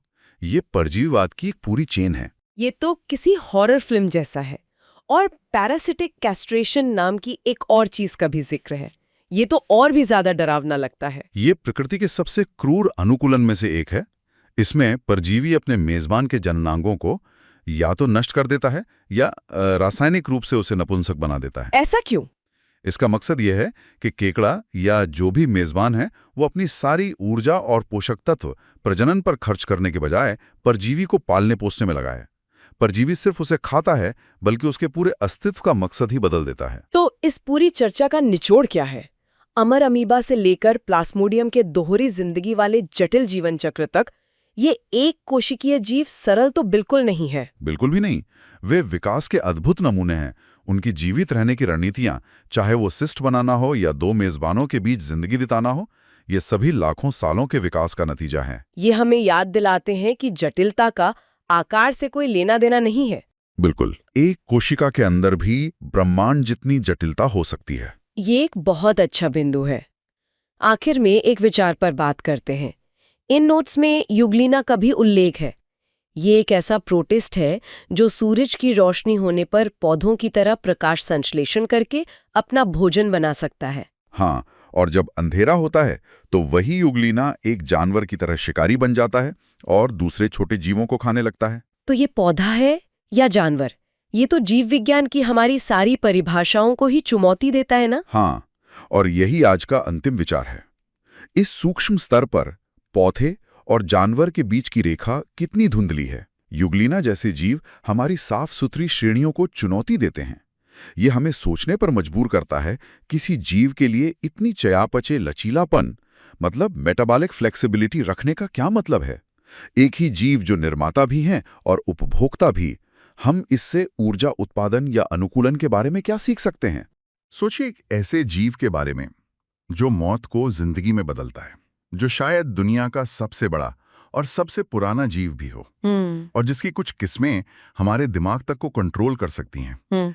ये कोई साइंस फिक्शन का मॉन्स्टर नहीं है, ये है कवक यानी फंगी। और ये हमारे चारों तरफ है, हमारी जमीन के नीचे, हवा में, हमारी रोटी पर, और यहाँ तक कि हमारे शरीर के अंदर भी। एक अदृश्य खामोश साम्राज्य जो इस ग्रह को चला रहा है। आज हम इसी छुपे हुए साम्राज्य की परतों को खोलने वाले हैं। हमारे पास जो स्रोत हैं वो जीव विज्ञान के कुछ नोट्स और रेखा चित्र हैं जो सवालों और जवाबों की शक्ल में इस दुनिया के राज खोलते हैं। हमारा मकसद सिर्फ ये जानना नहीं है कि फंगी क्या है, बल्कि ये समझना है कि ये हमारी दुनिया को कैसे बनाती है और बिगाड़ती भी है। तो चलिए इस अनदेखी दुनिया में उतरते हैं। तो सबसे बुनियादी सवाल से शुरू करते हैं, आखिर ये कवक है क्या? स्कूल में हमें पढ़ाया गया था कि ये पौधे नहीं है क्योंकि ये हरे नहीं होते, और जानवर भी नहीं है, तो ये बीच में कहाँ आते हैं? ये एक बहुत बड़ा भ्रम है। असल में अगर हम विकास के नजरिए से देखें तो कवक पौधों से कहीं ज्यादा जानवरों के करीबी रिश्तेदार हैं। अच्छा। हाँ, और इसका सबसे बड़ा सुराग हमें इनकी बनावट में मिलता है। वो कैसे? देखिए, पौधों की जो कोशिका की बाहरी दीवार होती है, मतलब सेल वॉल, वो सेल्यूलोज से बनी होती है, वही चीज जिससे कागज बनता है। ठीक है। लेकिन कवक की सेल वॉल एक बिल्कुल अलग पदार्थ से बनी है जिसे कहते हैं काइटिन। काइटिन? ये नाम तो कुछ सुना सुना सा लग रहा है। बिल्कुल, क्योंकि ये वही पदार्थ है जो कीड़े मकोड़ों, झींगों और केकड़ों के बाहरी सख्त कवच में पाया जाता है। अरे वाह! ये एक बहुत बड़ा संकेत है जो हमें बताता है कि कवक और जानवर दोनों का विकास एक ही पूर्वज से हुआ है। ये सोच ही बदल देता है कि एक मशरूम असल में क्या है। मतलब ये एक तरह से जमीन पर उगा हुआ झींगा है, बस बिना पैरों के। वाह, ये तो वाकई एक नई बात है। तो अगर ये जानवरों के ज्यादा करीब है और पौधों की तरह अपना खाना खुद नहीं बना सकते, तो ये खाते क्या हैं? यही तो इनकी खासियत है। ये हमारे ग्रह के सबसे बड़े अपघटक है, डिकम्पोजर। प्रकृति का रिसाइकलिंग डिपार्टमेंट। बिल्कुल कह सकते हैं। ये मरे हुए पौधों, जानवरों, हर तरह की जैविक चीज पर उगते हैं, उसे पचाते हैं और उसके पोषक तत्वों को वापस मिट्टी में मिला देते हैं। इनके बिना हमारा ग्रह मरी हुई चीजों के ढेर से पड़ जाता। मतलब ये मौत को वापस जिंदगी में बदल देते हैं। और हमारे स्रोत बताते हैं कि इनका शरीर पतले पतले धागों जैसा होता है जिन्हें हाइफे कहते हैं। हाँ। और इन अनगिनत धागों का जो जाल मिट्टी के नीचे या सड़ती हुई लकड़ी के अंदर फैला होता है उसे कहते हैं माइसीलियम। माइसीलियम। वही फंगस का असली शरीर है। तो फिर वो मशरूम क्या है जो हमें जमीन के ऊपर दिखता है? बहुत अच्छा सवाल है। इसी ऐसे समझिए कि माइसीलियम एक सेब का पूरा पेड़ है जो जमीन के नीचे फैला हुआ है, ठीक है। और मशरूम बस उस पेड़ पर लगने वाला एक सेब है। उसका इकलौता काम है बीजाणु यानी स्पोर्स बनाना और फैलाना, ताकि फंगस की नई पीढ़ी शुरू हो सके। मतलब असली खिलाड़ी तो पर्दे के पीछे है। और ये प्रजनन की प्रक्रिया भी काफी जटिल लगती है। हमारे नोट्स में पेरिथेशियम जैसे शब्दों का जिक्र है, जिसका एक रेखा चित्र भी है। ये क्या चीज है? सोचिए ये एक माइक्रोस्कोपिक किला है। पेरिथेशियम एक फ्लास्क के आकार का मजबूत ढांचा है जिसकी दीवारों के अंदर हजारों बीजाणु सुरक्षित तरीके से तैयार हो रहे होते हैं। और जब मौसम सही होता है तो ये ऊपर बने एक छोटे से दरवाजे से बाहर निकलकर दुनिया फतेह करने निकल पड़ते हैं। ये प्रकृति की एक बहुत ही शानदार इंजीनियरिंग है। और ये बीजाणु, जिन्हें कॉनिडिया भी कहा गया है, ये हवा में फैलते हैं। हाँ, ये धूल के कणों से भी हल्के होते हैं और हवा में मीलों का सफर तय कर सकते हैं। यही वजह है कि अगर आप ब्रेड का एक टुकड़ा खुला छोड़ दें तो उस पर कहीं ना कहीं से फफूंद आ ही जाती है। अच्छा। उसके बीजाणु हवा में पहले से ही मौजूद थे, बस उन्हें सही जगह मिलने का इंतजार था। तो अब जब हम इनकी बुनियादी पहचान समझ गए हैं तो इनके परिवार के बारे में जानते हैं। स्रोतों में कवक को 4 बड़े ग्रुप्स में बांटा गया है। ये वर्गीकरण काफी तकनीकी लगता है। इसे आसान बनाते हैं। सोचिए ये फंगी साम्राज्य के 4 बड़े कबीले हैं। ठीक है। जिन्हें उनकी बनावट और रहन सहन के आधार पर बांटा गया है। पहला कबीला है फाइकोमाइसिटीज। फाइकोमाइसिटीज, ये वही है ना जिन्हें एल्गल फंगी भी कहते हैं, जैसे हमारी ब्रेड पर लगने वाली काली फफूंद? बिल्कुल, ये सबसे सरल माने जाते हैं। इनके धागों यानी हाइफे में अंदर कोई दीवार या बंटवारा नहीं होता। मतलब एक खुला लंबा हॉल है जिसमें कोई दीवार नहीं है। सारा सामान, सारे न्यूक्लियस एक साथ मिलकर रहते हैं। इसका मतलब ये बहुत तेजी से बढ़ सकते हैं। शायद इसीलिए ब्रेड पर फफूंद रातों रात फैल जाती है। एकदम सही। लेकिन इस ग्रुप में सिर्फ ब्रेड की फफूंदी नहीं, कुछ कुख्यात सदस्य भी हैं। फाइटोफ्थोरा इन्फेस्टेंस नाम का एक जीव इसी समूह का है। फाइटोफ्थोरा? हाँ, इसने 1840 के दशक में आयरलैंड में आलू की पूरी फसल बर्बाद कर दी थी। इससे जो भयानक अकाल पड़ा था उसमें 10 लाख से ज्यादा लोग मारे गए थे। 10 लाख? हाँ, ये दिखाता है कि ये साधारण दिखने वाले जीव कितने विनाशकारी हो सकते हैं। अविश्वसनीय। एक फंगस ने एक देश का इतिहास बदल दिया। तो दूसरे कबीले पर आते हैं, एस्कोमाइसिटीज। इन्हें सैक फंगी यानी थैली वाले कवक भी कहते हैं। हाँ, क्योंकि ये अपने लैंगिक बीजाणुओं को एक छोटी सी थैली, जिसे एस्कस कहते हैं, उसके अंदर बनाते हैं। यह कबीला बहुत खास है। इसमें हमारे कुछ सबसे बड़े दोस्त रहते हैं, जैसे कि पेनिसिलियम, जिससे दुनिया की पहली एंटीबायोटिक बनी। वो छोटा सा फंगस जिसे इंसान हजारों सालों से ब्रेड, बियर और वाइन बनाने के लिए पालतू बनाता आया है। सही बात है। ये शायद इंसान का पहला पालतू सूक्ष्म जीव है। और इसी परिवार में मोरेल्स और ट्रफल्स जैसे दुनिया के सबसे महंगे और स्वादिष्ट मशरूम भी आते हैं। तो ये जीनियस और कलाकारों का कबीला है। अच्छा, तो अब उस ग्रुप पर आते हैं जिसे हम सब पहचानते हैं, मशरूम। हमारे स्रोत बताते हैं कि ये बेसिडियोमाइसिटीज ग्रुप में आते हैं, लेकिन इसी ग्रुप में स्मट और रस्ट जैसे कुख्यात विलन भी हैं जो हमारी फसलें बर्बाद कर देते हैं। एक ही परिवार में हीरो और विलन दोनों। यही तो इस साम्राज्य की खूबसूरती है। बेसिडियोमाइसिटीज को क्लब फंगी कहते हैं क्योंकि इनके बीजाणु एक गदा या क्लब के आकार की संरचना पर बनते हैं। इसमें खाने वाले स्वादिष्ट मशरूम है, तो वहीं पक्सीनिया जैसा रस्ट फंगस भी है जो गेहूं की फसल को तबाह कर देता है। एक मिनट, लेकिन क्या ये रस्ट वही है जो लोहे पर लगता है, या ये सिर्फ नाम है? बहुत अच्छा सवाल है। नहीं, इसका लोहे वाले जंग से कोई लेना देना नहीं है। इसका नाम इसलिए पड़ा क्योंकि ये गेहूं के पत्तों पर नारंगी भूरे रंग के धब्बे बना देता है जो दिखने में बिल्कुल जंग जैसे लगते हैं। अच्छा, समझ गया। स्रोतों में पफबॉल का भी जिक्र है जो इसी ग्रुप में आते हैं। मैंने बचपन में ये किया है। उन भूरे बॉल्स को दबाने पर जो धुएं का बादल निकलता था, बड़ा मजेदार लगता था। हाँ, ये कभी नहीं सोचा था कि मैं असल में लाखों नन्हे नन्हे फंगस को हवा में उड़ा रहा था। हाँ, वो हर एक कण एक नया फंगस बनाने की क्षमता रखता है। ये उनका बीजाणु फैलाने का एक अनोखा और असरदार तरीका है। और आखिरी कबीला है ड्यूटेरोमाइसीटीज। इन्हें अपूर्ण कवक क्यों कहते हैं? क्या इनमें कोई कमी है? अपूर्ण या इम्परफेक्ट सुनकर लगता है कि इनमें कोई गड़बड़ है, लेकिन ऐसा नहीं है।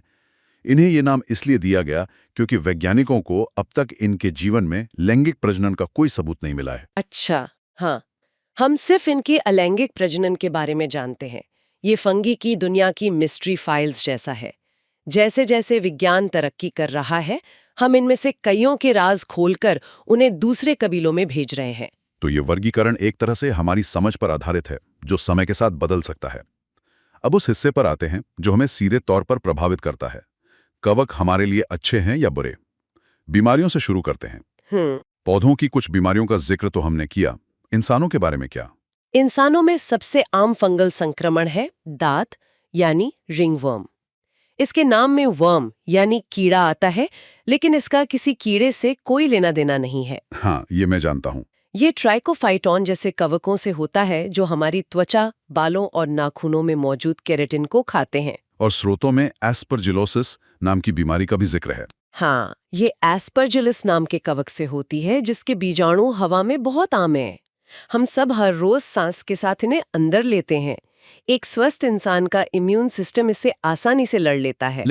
लेकिन जिन लोगों की इम्यूनिटी कमजोर होती है, जैसे कैंसर के मरीज या जिनका अंग प्रत्यारोपण हुआ हो, उनके लिए ये जानलेवा हो सकता है, क्योंकि ये फेफड़ों में जाकर बढ़ने लगता है। ये तो डरावनी बात है, लेकिन सिक्के का दूसरा पहलू भी है। फंगी के फायदे अनगिनत हैं। पेनिसिलिन की कहानी तो अपने आप में एक मिसाल है। बिल्कुल। 1928 में अलेक्जेंडर फ्लेमिंग ने देखा कि उनकी एक पेट्री डिश में जहां बैक्टीरिया पनप रहे थे, गलती से एक फफूंद पेनिसिलियम उगाई थी। और उस फफूंद के चारों ओर का एरिया बिल्कुल साफ था। सारे बैक्टीरिया मर चुके थे। एक हादसा था, लेकिन इसने दुनिया बदल दी। पेनिसिलिन ने न सिर्फ अनगिनत जानें बचाईं, बल्कि इसने सर्जरी को सुरक्षित बनाया और द्वितीय विश्व युद्ध के नतीजों को भी प्रभावित किया। और सिर्फ दवाइयाँ ही नहीं, हमारे खाने पीने में भी इनका बड़ा हाथ है। यीस्ट के बारे में तो हमने बात की, लेकिन स्रोतों में सिट्रिक एसिड का भी जिक्र है, जो एस्परजिलस नाइजर से बनता है। हाँ, आज आप बाजार से जो भी कोल्ड ड्रिंक, जूस या कैंडीज खरीदते हैं, उनमें से ज्यादातर में खट्टेपन के लिए जो सिट्रिक एसिड इस्तेमाल होता है, वो इसी फंगस से बड़े पैमाने पर बनाया जाता है। कमाल है। और एक और कमाल का उदाहरण है मोनास्कस पर्प्यूरियस नाम का ईस्ट। इससे क्या होता है? इससे स्टैटिन नाम की दवाइयां बनाई जाती हैं, जो आज दुनिया में सबसे ज्यादा बिकने वाली दवाओं में से हैं। स्टैटिन? ये कोलेस्ट्रॉल वाली दवा है ना? बिल्कुल। ये हमारे शरीर में कोलेस्ट्रॉल के उत्पादन को रोकती हैं और दिल की बीमारियों से बचाती हैं। जरा सोचिए, एक मामूली सा ईस्ट आज करोड़ों लोगों को दिल के दौरे से बचा रहा है। ये तो अद्भुत है। एक और नाम जो स्रोतों में बार बार आता है, वो है न्यूरोस्पोरा। इसे पादप जगत का ड्रोसोफिला कहा गया है। ड्रोसोफिला तो फल मक्खी है, जिसका जेनेटिक्स में बहुत अध्ययन हुआ है। तो इस फंगस में ऐसा क्या खास है? न्यूरोस्पोरा जेनेटिक्स की दुनिया का एक सुपरस्टार है। 1940 के दशक में जॉर्ज बीडल और एडवर्ड टैटम नाम के दो वैज्ञानिकों ने इस नारंगी रंग की ब्रेड मोल्ड पर प्रयोग किए। अच्छा। और इस मामूली सी फफूंद पर काम करके उन्होंने जीव विज्ञान के सबसे बुनियादी नियमों में से एक को साबित कर दिया कि हमारे डीएनए के जीन ही शरीर के हर काम को चलाने वाले एंजाइम बनाते हैं। एक जीन, एक एंजाइम परिकल्पना। बिल्कुल। इसने जेनेटिक्स की पूरी दिशा ही बदल दी और इसी काम के लिए उन्हें नोबेल पुरस्कार मिला। तो आज की इस पूरी बातचीत से साफ है कि कवक का संसार सिर्फ फफूंद या मशरूम तक सीमित नहीं है। ये बेहद विविध, शक्तिशाली और हमारे जीवन के हर पहलू से जुड़ा हुआ है। ये बीमारी भी देते हैं और दवा भी, खाना सड़ाते भी हैं और बनाते भी हैं। बिल्कुल, ये इस ग्रह के महान मध्यस्थ हैं। वे जीवन और मृत्यु के बीच खड़े हैं, एक को दूसरे में बदलते हुए। वे दुनिया के सबसे बड़े अपघटक हैं, लेकिन साथ ही ये सबसे जटिल सहजीवी संबंध भी बनाते हैं और सबसे घातक परजीवी भी हो सकते हैं। वे हर भूमिका निभाते हैं। इस पूरी चर्चा के बाद ना मेरे मन में एक सवाल अटक गया है। बताइए। हमारे नोट्स में ये जो लिखा है कि पक्सीनिया यानी गेहूं में रस्ट पैदा करने वाला फंगस, उसको अपना जीवन चक्र पूरा करने के लिए दो अलग अलग मेजबानों की जरूरत होती है। हाँ, गेहूं और बारबेरी। हाँ, तो ये सोचने पे मजबूर करता है कि मतलब विकास के क्रम में इतनी जटिल निर्भरता कैसे पैदा हुई होगी। उसे एक नहीं बल्कि दो खास पौधों को खोजना पड़ता है। यह उसके अस्तित्व के लिए कितना बड़ा जोखिम है और इस रणनीति से उसे क्या फायदा मिलता होगा? यह एक बहुत गहरा सवाल है और यह हमें दिखाता है कि प्रकृति में सह विकास यानी को इवोल्यूशन कितना जटिल हो सकता है। यह एक ऐसी पहेली है जिस पर वैज्ञानिक आज भी काम कर रहे हैं, और यह हमें याद दिलाता है कि इस छुपे हुए साम्राज्य के बारे में हम जितना जानते हैं उससे कहीं ज्यादा अभी जानना बाकी है। पौधों की दुनिया, जब हम ये सोचते हैं तो मन में एक शांत हरी भरी तस्वीर आती है। पर क्या हो अगर मैं कहूं कि हमारे चारों ओर हर पल एक खामोश जंग चल रही है। बिल्कुल सही। ये एक ऐसी लड़ाई है जो लाखों सालों से जारी है। जिंदा रहने की जंग, माहौल से लड़ने की जंग, और यहाँ तक कि हमारे साथ भी एक अनकही जंग। और इस जंग में पौधों ने कुछ ऐसे हथियार और सुरक्षा कवच बना लिए हैं जो किसी भी साइंस फिक्शन फिल्म से कम नहीं है। तो आज हम इसी साइलेंट वॉर की दुनिया में उतर रहे हैं। हम पौधों की कुछ हैरान कर देने वाली रणनीतियों को समझेंगे, देखेंगे कि वो मुश्किल से मुश्किल हालात में कैसे खुद को ढालते हैं। और ये भी जानेंगे कि इस जंग का हमारी जिंदगियों पर क्या असर पड़ता है, कभी कभी दोस्त बनकर तो कभी दुश्मन। बिल्कुल। चलिए इस जंग के एक बहुत ही अजीब सिपाही से शुरू करते हैं। एक ऐसा जीव जो वो चीज बनाता है जो आखिर में उसी की जान ले लेती है। मैं बात कर रही हूँ यीस्ट की। हाँ, यीस्ट। हमें पता चला है कि ये चीनी को अल्कोहल में बदलता है, लेकिन जैसे ही अल्कोहल लगभग 13% तक पहुंचता है, यीस्ट खुद ही मरने लगता है। ये तो अपनी पैर पे कुल्हाड़ी मारने जैसा हुआ। हाँ, ये फर्मेंटेशन का एक बहुत ही मजेदार साइड इफेक्ट है। यीस्ट के लिए अल्कोहल एक वेस्ट प्रोडक्ट है, जैसे हमारे लिए कार्बन डाइऑक्साइड। अच्छा। लेकिन एक हद के बाद ये वेस्ट प्रोडक्ट जहरीला हो जाता है। और ये 13% की जो सीमा है ना, ये बहुत दिलचस्प है। दिलचस्प कैसे? क्योंकि ये एक कुदरती सीमा है। हजारों सालों तक इंसान इससे ज्यादा नशीली शराब बना ही नहीं पाया। वाइन हो या बियर, सब इसी लिमिट पर आकर रुक जाते थे। इसी सीमा को तोड़ने के लिए ही आसवन यानी डिस्टिलेशन की तकनीक इजाद की गई, जिससे विस्की, वोडका और रम जैसे स्पिरिट्स बने। बिल्कुल। तो एक तरह से यीस्ट की इस कमजोरी ने ही इंसानी आविष्कार को जन्म दिया। अरे वाह, ये तो कमाल है। ऐसे ही एक और अजीब रणनीति है अगेव पौधे की, जिसे सेंचुरी प्लांट भी कहते हैं। हाँ। ये 10 से 25 साल तक इंतजार करता है और फिर जिंदगी में सिर्फ एक बार फूल खिलाकर मर जाता है। इतना लंबा इंतजार बस एक बार के लिए। इसे बिग बैंग रिप्रोडक्शन कहते हैं। वो पौधा अपनी पूरी जिंदगी की ऊर्जा, सारा खाना, सब कुछ एक ही शानदार लम्हे के लिए बचाता है। एक ही लम्हे के लिए? हाँ, वो एक ही बार में हजारों बीज पैदा करता है ताकि ये पक्का हो सके कि उसकी नस्ल आगे बढ़ेगी। ये एक बहुत बड़ा जुआ है, लेकिन अगर ये सफल हो गया तो जीत पक्की है।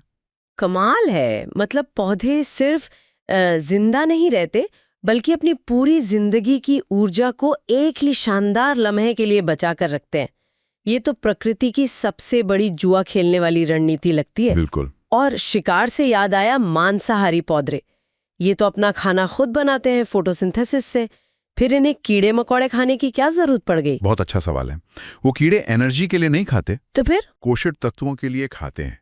जैसे ड्रोसेरा या पिचर प्लांट, ये अक्सर ऐसी दलदली जमीन में उगते हैं जहां की मिट्टी में नाइट्रोजन जैसे जरूरी मिनरल्स की बहुत कमी होती है। अच्छा, तो एक तरह से ये कीड़ों को पकड़कर अपना विटामिन सप्लीमेंट ले रहे होते हैं। बिल्कुल सही। हाँ। आप ऐसा ही समझ सकते हैं। ड्रोसेरा का शिकार करने का तरीका भी बड़ा अनोखा है। उसके पत्तों पर ओस की बूंदों जैसे दिखने वाले बाल होते हैं। मैंने पढ़ा है कि इस हरकत का एक खास नाम है, थिग्मोनास्टिक। ये सुनने में बड़ा टेक्निकल लगता है। हाँ। इसका मतलब क्या है? थिग्मोनास्टिक सुनने में मुश्किल लगता है, पर इसका मतलब आसान है।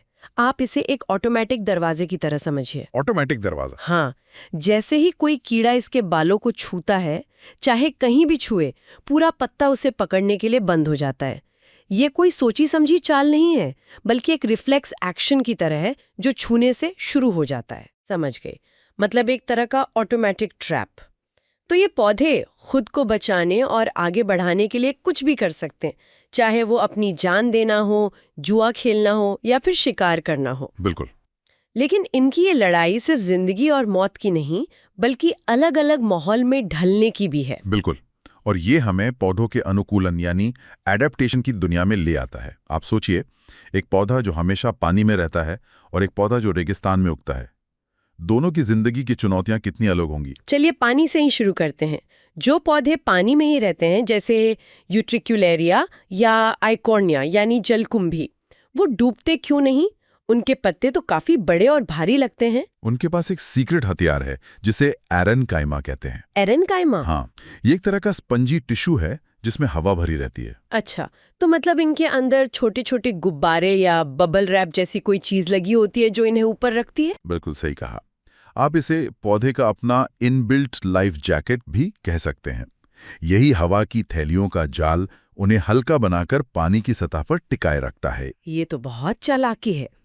अब इसके एकदम उलट माहौल को देखते हैं। रेगिस्तान, जहाँ पानी की एक एक बूंद कीमती है, वहाँ पौधे कैसे जिंदा रहते हैं? वहां के पौधों, जिन्हें ज़ेरोफाइट्स कहते हैं, की रणनीतियां और भी कमाल की हैं। मुख्य तौर पर 2 तरह की रणनीतियां देखने को मिलती हैं। एक हैं भाग जाने वाले और दूसरे हैं मुकाबला करने वाले। भाग जाने वाले, ये कैसे पौधे हैं? इन्हें अल्पकालिक या एफिमरल्स कहते हैं। ये पौधे सूखे से लड़ते नहीं, उससे बचकर निकल जाते हैं। बचकर निकल जाते हैं? हाँ, जैसे ही बारिश का छोटा सा मौसम आता है, ये पौधे फटाफट उगते हैं, फूल खिलाते हैं, बीज बनाते हैं और अपना जीवन चक्र पूरा कर लेते हैं। जब तक गर्मी और सूखा वापस आता है, तब तक उनकी अगली पीढ़ी बीजों के रूप में जमीन में सुरक्षित हो चुकी होती है। अगली बारिश का इंतजार करने के लिए? बिल्कुल। मतलब ये मुश्किल हक का सामना ही नहीं करते, उसे स्किप कर देते हैं। और मुकाबला करने वाले कौन हैं? वो हैं रसीले पौधे या सक्यूलेंट्स, जैसे एलोवेरा। ये सूखे से भागते नहीं, बल्कि उसका सामना करने के लिए तैयार रहते हैं। कैसे? ये अपने मोटे मांसल पत्तों और तनों में पानी जमा कर लेते हैं, जैसे ऊंट अपनी कूबड़ में करता है, और फिर उस जमा किए हुए पानी को धीरे धीरे इस्तेमाल करते रहते हैं। तो एक रणनीति है मौका देखो और काम खत्म करो, और दूसरी है तैयारी करो और डटे रहो। तो ये पौधे खुद को बचाने के लिए कुछ भी कर सकते हैं। लेकिन इनकी ये लड़ाई सिर्फ माहौल तक सीमित नहीं है। जाने अनजाने में ये हमारी जिंदगियों को भी सीधे तौर पर प्रभावित करते हैं। बिल्कुल। कभी दोस्त बनकर तो कभी दुश्मन। बिल्कुल।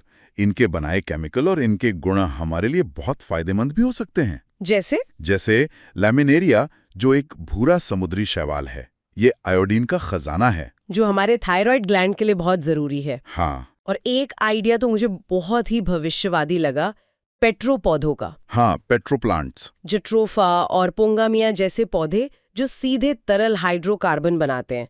मतलब भविष्य में हम अपनी गाड़ी में पेट्रोल की जगह जट्रोफा का तेल डलवा रहे होंगे।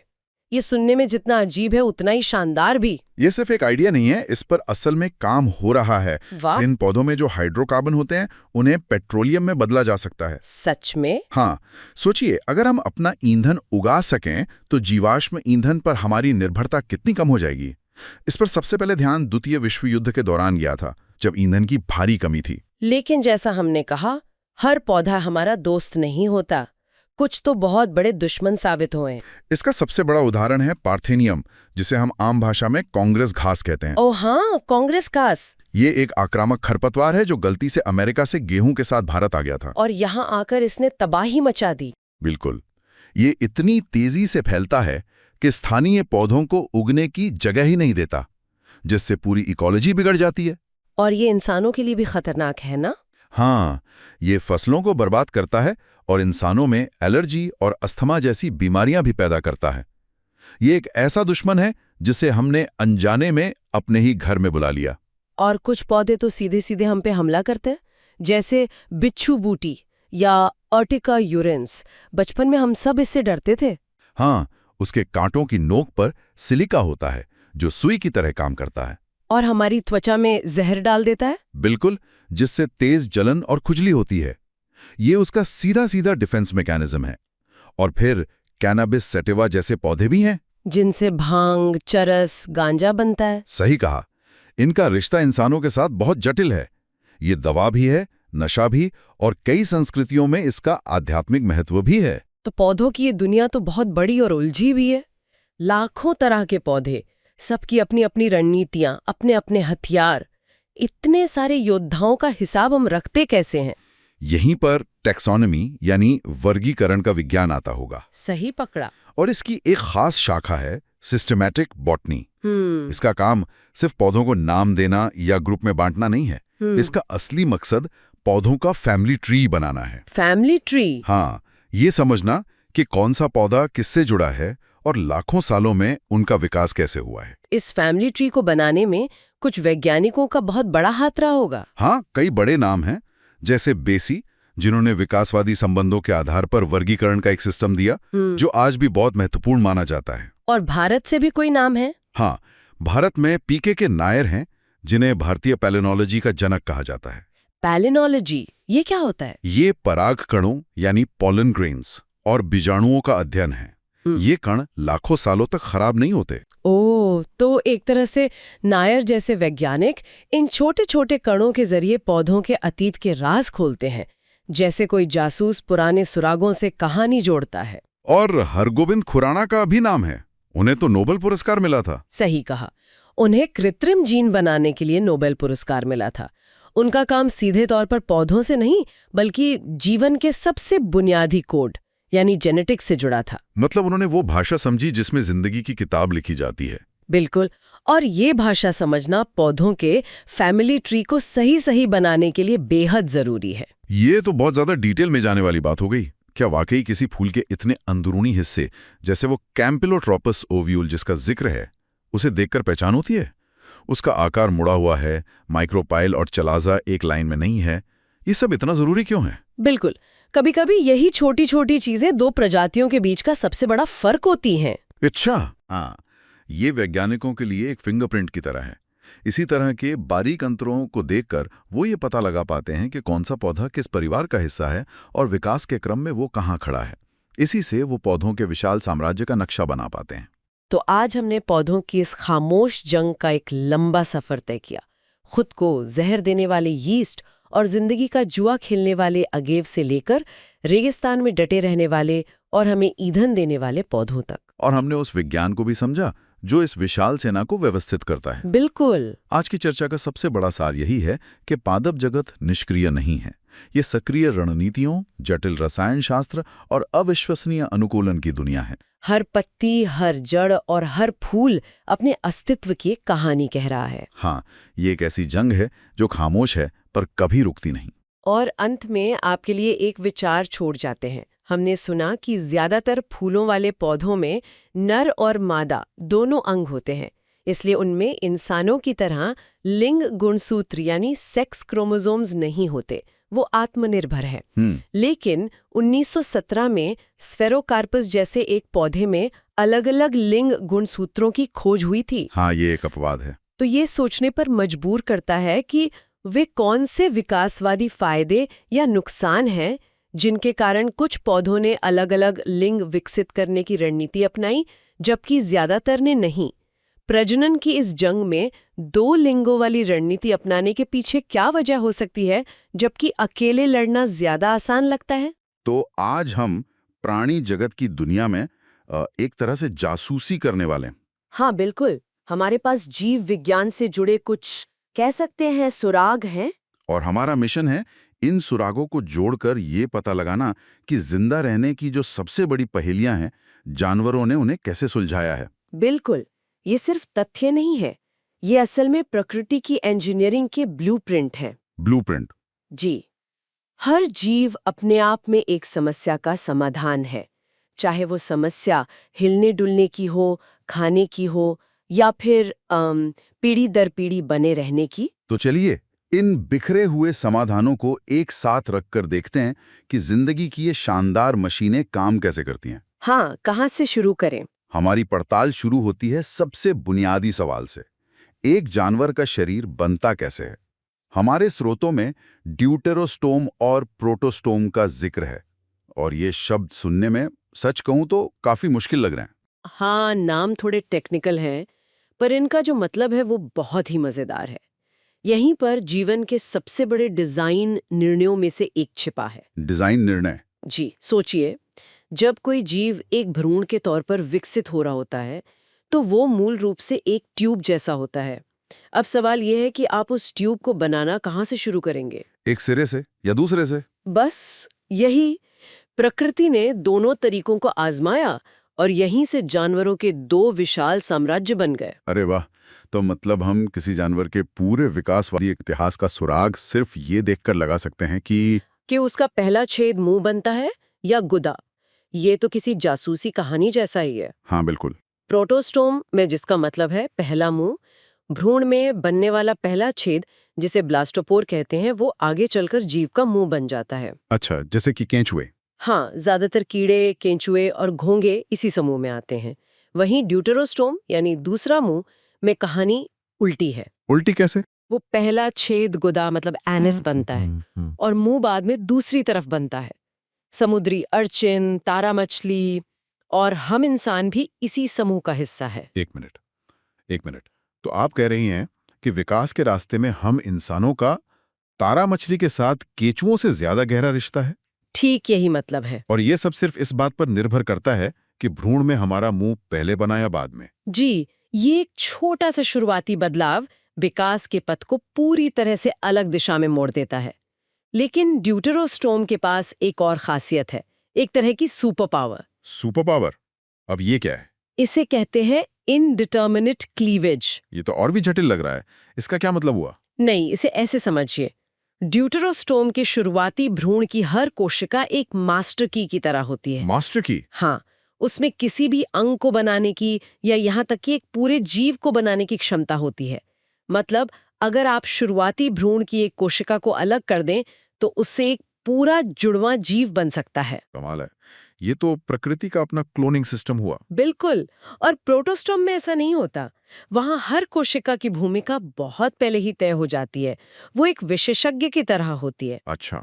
तो अगर आप उसके एक कोशिका को हटा दें तो बनने वाले जीव में वो हिस्सा गायब होगा। तो कह सकते हैं कि ड्यूटेरोस्टोम का ब्लूप्रिंट ज्यादा लचीला है। तो हमने देखा कि शरीर का मूल ढांचा कैसे तैयार होता है, लेकिन एक ब्लूप्रिंट का क्या फायदा अगर उससे बनी मशीन असल दुनिया में काम ही ना कर पाए? सही बात है।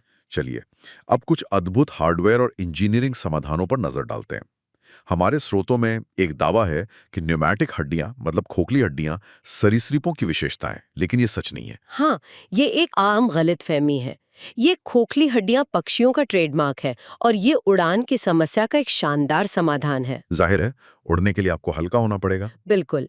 इन हड्डियों में हवा भरी होती है, जिससे कंकाल का वजन काफी कम हो जाता है। एक मिनट रुकिए, पर क्या खोखली हड्डियां कमजोर नहीं होती?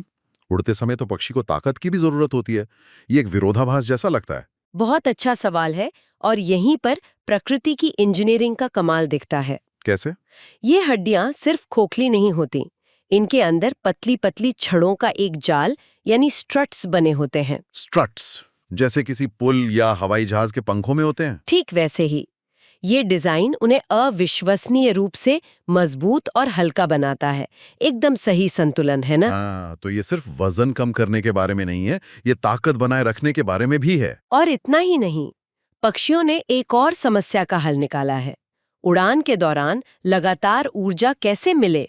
हाँ, ये भी एक बड़ा सवाल है। इसके लिए उनके फेफड़ों से एयर सैक्स जुड़े होते हैं। ये हवा की थैलियां एक तरह से टर्बोचार्जर का काम करती हैं। टर्बोचार्जर? जी, वे सुनिश्चित करती हैं कि पक्षी के खून में ऑक्सीजन की सप्लाई लगातार बनी रहे, चाहे वो सांस अंदर ले रहा हो या बाहर छोड़ा हो। ये एक ऐसा सिस्टम है जो हम जमीन पर रहने वाले जीवों में नहीं देखते। मतलब पक्षियों ने उड़ान के लिए एक दोहरी रणनीति अपनाई, वजन कम करना और साथ ही ऑक्सीजन की सप्लाई बढ़ाना। ये सच में कमाल का अनुकूलन है ना? लेकिन उड़ान तो बहुत जटिल है। उन जीवों का क्या जो बहुत ही सरल हैं? उन्होंने जीवन की बुनियादी जरूरतों को कैसे पूरा किया? चलिए, एक कोशिकीय जीव अमीबा को देखते हैं। ठीक है। उसकी सबसे बड़ी समस्या है कि उसके शरीर में लगातार पानी घुसता रहता है, जिससे वो फट सकता है। तो वो क्या करता है? इसका समाधान है कॉन्ट्रैक्टाइल वैक्यूल। इसे एक छोटी स्वचालित बाल्टी या पंप समझिए, जो लगातार भरता है और फिर कोशिका के बाहर अतिरिक्त पानी को फेंक देता है। सरल लेकिन जीवन बचाने वाला। और तारा मछली के बारे में क्या? हमारे स्रोत उसकी जल संवहनी प्रणाली का जिक्र करते हैं। हाँ, तारा मछली की जल संवहनी प्रणाली मतलब वाटर वैस्कुलर सिस्टम को समझने के लिए एक हाइड्रोलिक जैक की कल्पना करें, जो पानी के दबाव से कार उठाता है। अच्छा। तारा मछली ठीक इसी सिद्धांत का उपयोग करती है, लेकिन अपने हजारों छोटे ट्यूब फीट को नियंत्रित करने के लिए। Tube feet? जी, वो पानी के दबाव से इन पैरों को फुलाती और सिकोड़ती है, जिससे वो चट्टानों पर चिपक सकती है, चल सकती है और यहाँ तक कि अपने शिकार जैसे सीपियों के कवच को भी खोल सकती है। गजब। यानी वो पानी को अपने औजार की तरह इस्तेमाल करती है। बिल्कुल, ये प्रकृति की अपनी हाइड्रोलिक इंजीनियरिंग है और स्पंज में एक नाल प्रणाली होती है। Canal system. हाँ, एक स्पंज को एक ऐसे शहर की तरह सोचिए जिसमें पानी की नहरों का जाल बिछा हो। ये नहरें पानी को अंदर लाती हैं, जिससे भोजन और ऑक्सीजन अंदर आते हैं और फिर अपशिष्ट पदार्थों को बाहर ले जाती हैं। बिना दिल या फेफड़ों के जीने का एक बहुत ही कुशल तरीका है। जी, और एक आखिरी उदाहरण, टेनिया मतलब फीता कृमि। हाँ, उसमें उत्सर्जन के लिए फ्लेम सेल्स होती हैं। ये नाम ही अजीब है। इनका नाम फ्लेम सेल्स इसलिए है क्योंकि माइक्रोस्कोप के नीचे इनके अंदर मौजूद बालों मतलब सीलिया की गति एक टिमटिमाती मोमबत्ती की लौ की तरह दिखती है। अच्छा। ये हजारों छोटी छोटी लौ लगातार चलती रहती हैं और शरीर से अपशिष्ट पदार्थों को बाहर धकेलती हैं। तो हमने देखा कि जानवर अविश्वसनीय मशीनों की तरह हैं, जिनके पास हर समस्या के लिए एक अनोखा हार्डवेयर है। लेकिन ये मशीनें खाली दुनिया में नहीं रहती। नहीं, बिल्कुल, वे दूसरे जीवों के साथ रहती हैं। चलिए अब इन रिश्तों की पड़ताल करते हैं। हमारे स्रोत मवेशियों के पेट में मौजूद मिथेनोजन का जिक्र करते हैं। ये सहजीवन यानी सिम्बायोसिस का एक क्लासिक उदाहरण है। गाय घास खाती है जिसमें बहुत सारा सेल्यूलोज होता है। लेकिन जानवर सेलुलोज को पचा नहीं सकते, सही है? सही है। यहीं पर मीथेनोजन और दूसरे सूक्ष्म जीव काम आते हैं। वे गाय के पेट में रहते हैं, एक गर्म और सुरक्षित जगह पर। वे गाय के लिए उस सेल्यूलोज को तोड़ते हैं, जिसे गाय फिर ऊर्जा के लिए इस्तेमाल कर सकती है। तो ये एक जीत जीत वाला रिश्ता है। मिथेनोजन को रहने के लिए एक शानदार अपार्टमेंट और मुफ्त में खाना मिलता है, और गाय को उस घास से पोषण मिलता है जिसे वो खुद नहीं पचा सकती थी। बिल्कुल, ये एक साझेदारी है। लेकिन प्रकृति हमेशा इतनी सहयोगी नहीं होती। नहीं होती। चलिए अब सिक्के का दूसरा पहलू देखते हैं, जहां एक जीव दूसरे की कीमत पर फलता फूलता है। ये परजीवियों की जटिल और अक्सर डरावनी दुनिया है। हमारे स्रोतों में कुछ जरूरी परिभाषाएं हैं: प्राइमरी होस्ट, सेकेंडरी होस्ट और रिजर्वायर होस्ट। ये सब क्या है? इसे ऐसे समझते हैं कि एक परजीवी का जीवन चक्र बहुत जटिल होता है। उसे अपनी नस्ल आगे बढ़ाने के लिए अलग-अलग जगहों की जरूरत पड़ती है। ठीक है। प्राइमरी होस्ट वो मेजबान है जिसे परजीवी अपने कह सकते हैं डेटिंग और मैरिज के लिए इस्तेमाल करता है। मतलब यहीं पर वो लैंगिक प्रजनन करता है। और सेकेंडरी होस्ट? सेकेंडरी होस्ट एक तरह से नर्सरी या ग्रोइंग अप स्टेज है। यहाँ परजीवी अलैंगिक प्रजनन करके अपनी संख्या बढ़ाता है। और तीसरा था रिजर्वायर होस्ट। हाँ, रिजर्वायर होस्ट एक तरह का सेफ हाउस है। जब मुख्य मेजबान आसपास नहीं होता तो परजीवी इस मेजबान के अंदर छिपकर अपने संक्रामक रूप में बना रहता है, ताकि मौका मिलते ही वो फिर से फैल सके। ये तो काफी जटिल रणनीति है।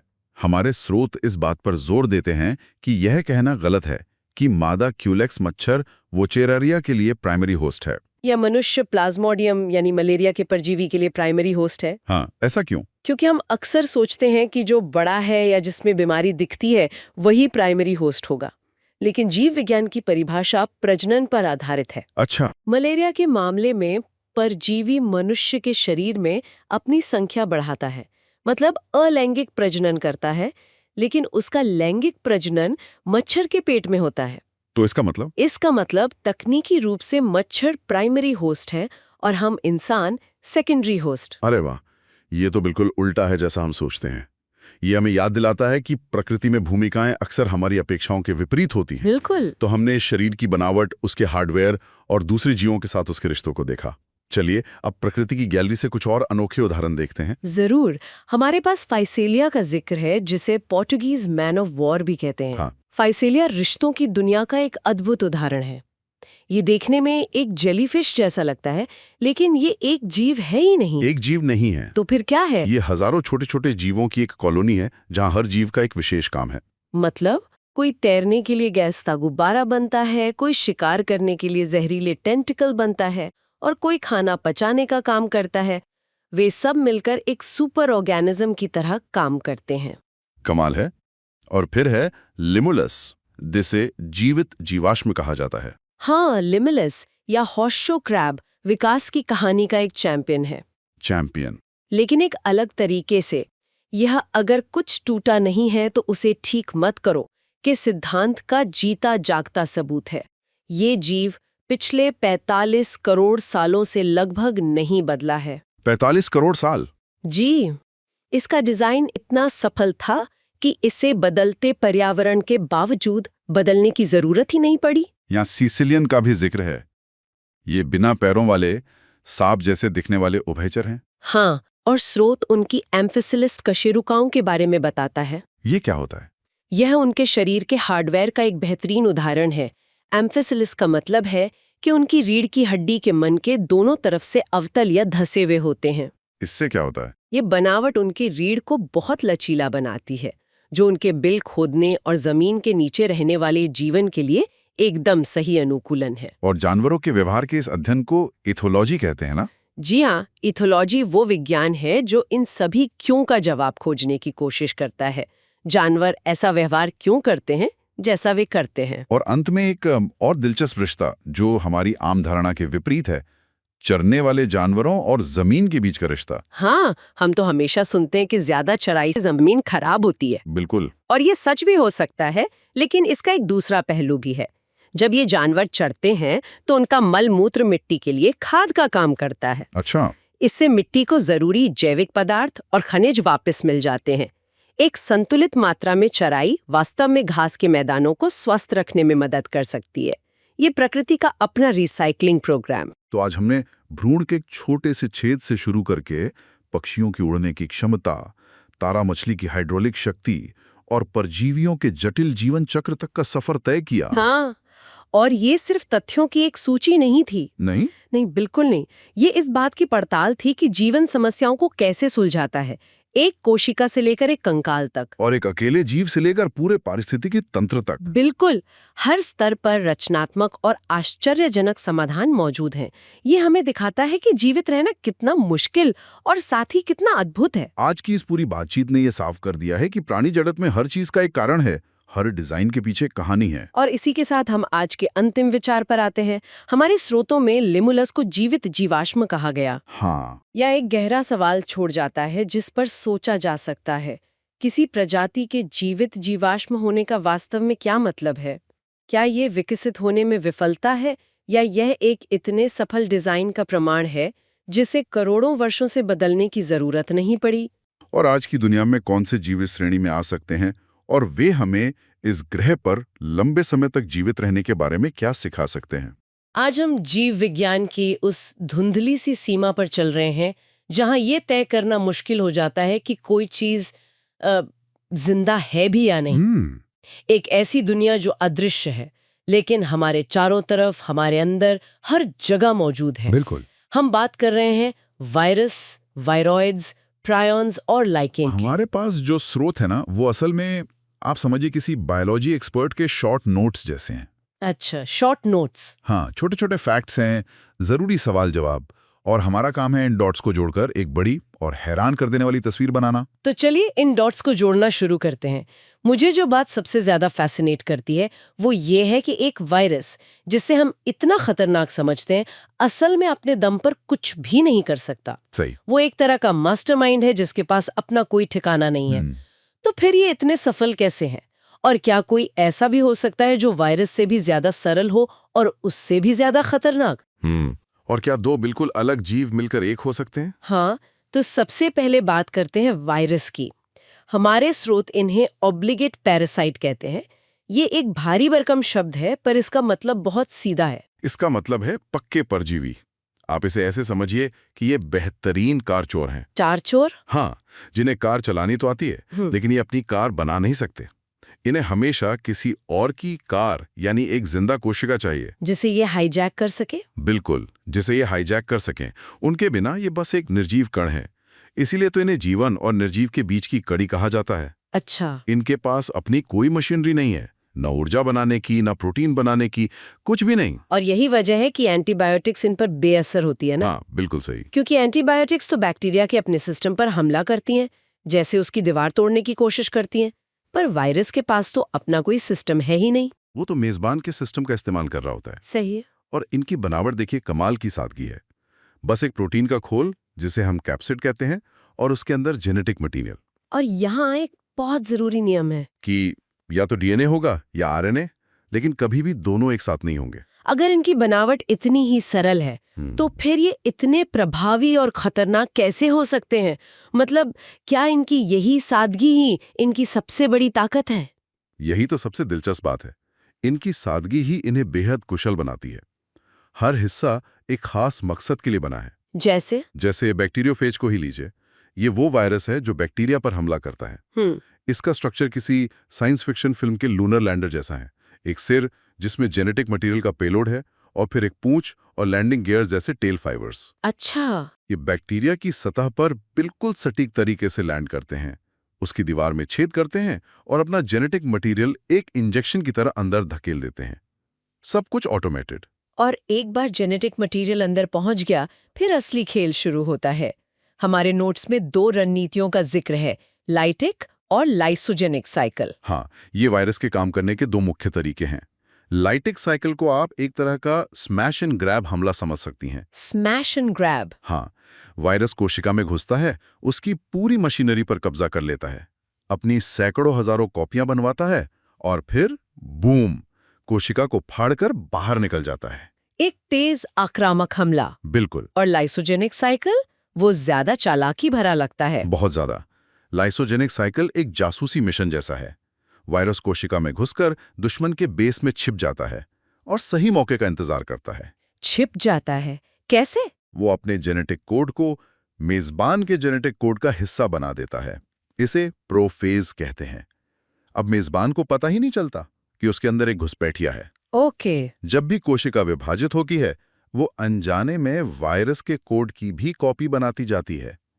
इस तरह वायरस चुपचाप बिना किसी का ध्यान खींचे अपनी पूरी फौज तैयार कर लेता है। तो ये एक लॉन्ग टर्म स्ट्रैटेजी है, एक स्लीपर एजेंट की तरह, जो तब तक इंतजार करता है जब तक कि हमला करने का सही समय ना आ जाए। बिल्कुल। चलिए कुछ मशहूर वायरस के उदाहरण देखते हैं। स्रोतों में सबसे पहला नाम है टोबैको मोज़ेक वायरस यानी टीएमवी का। टीएमवी वायरोलॉजी की दुनिया का आप कह सकते हैं सुपरस्टार है। ये खोजा गया पहला वायरस था और इसकी खोज ने विज्ञान की दुनिया में भूचाल ला दिया था। भूचाल? ऐसा क्यों? क्योंकि उस समय तक वैज्ञानिकों का मानना था कि सबसे छोटे संक्रामक एजेंट बैक्टीरिया होते हैं जिन्हें एक खास तरह के फिल्टर से रोका जा सकता है। राइट। लेकिन जब उन्होंने बीमार तंबाकू के पौधे का रस फिल्टर किया तो पाया कि फिल्टर हुए रस से भी बीमारी फैल रही थी। अच्छा। इसका मतलब था कि कोई चीज थी जो बैक्टीरिया से भी छोटी थी। टीएमवी की खोज ने एक पूरी अदृश्य दुनिया के दरवाजे खोल दिए। इसने वायरोलॉजी के पूरे क्षेत्र की नींव रखी। वाह। और एक और जाना माना वायरस है एचआईवी, जो एक रेट्रो वायरस है। हमारे नोट्स कहते हैं कि ये जीव विज्ञान के एक केंद्रीय नियम को तोड़ता है। हाँ, और ये बहुत बड़ी बात है। जीव विज्ञान का एक सेंट्रल डॉगमा यानी केंद्रीय सिद्धांत है जो कहता है कि जेनेटिक जानकारी का बहाव एक ही दिशा में होता है। डीएनए से आरएनए बनता है और फिर आरएनए से प्रोटीन। लेकिन एचआईवी इस नियम को पलट देता है। बिल्कुल। ये एक आरएनए वायरस है और इसके पास रिवर्स ट्रांसक्रिप्टेज नाम का एक आप कह लीजिए जादुई एंजाइम होता है। ये एंजाइम आरएनए से वापस डीएनए बना देता है। मतलब ये जानकारी के बहाव को उल्टा मोड़ देता है। हाँ, फिर ये वायरल डीएनए मेजबान कोशिका के डीएनए में जाकर हमेशा के लिए जुड़ जाता है।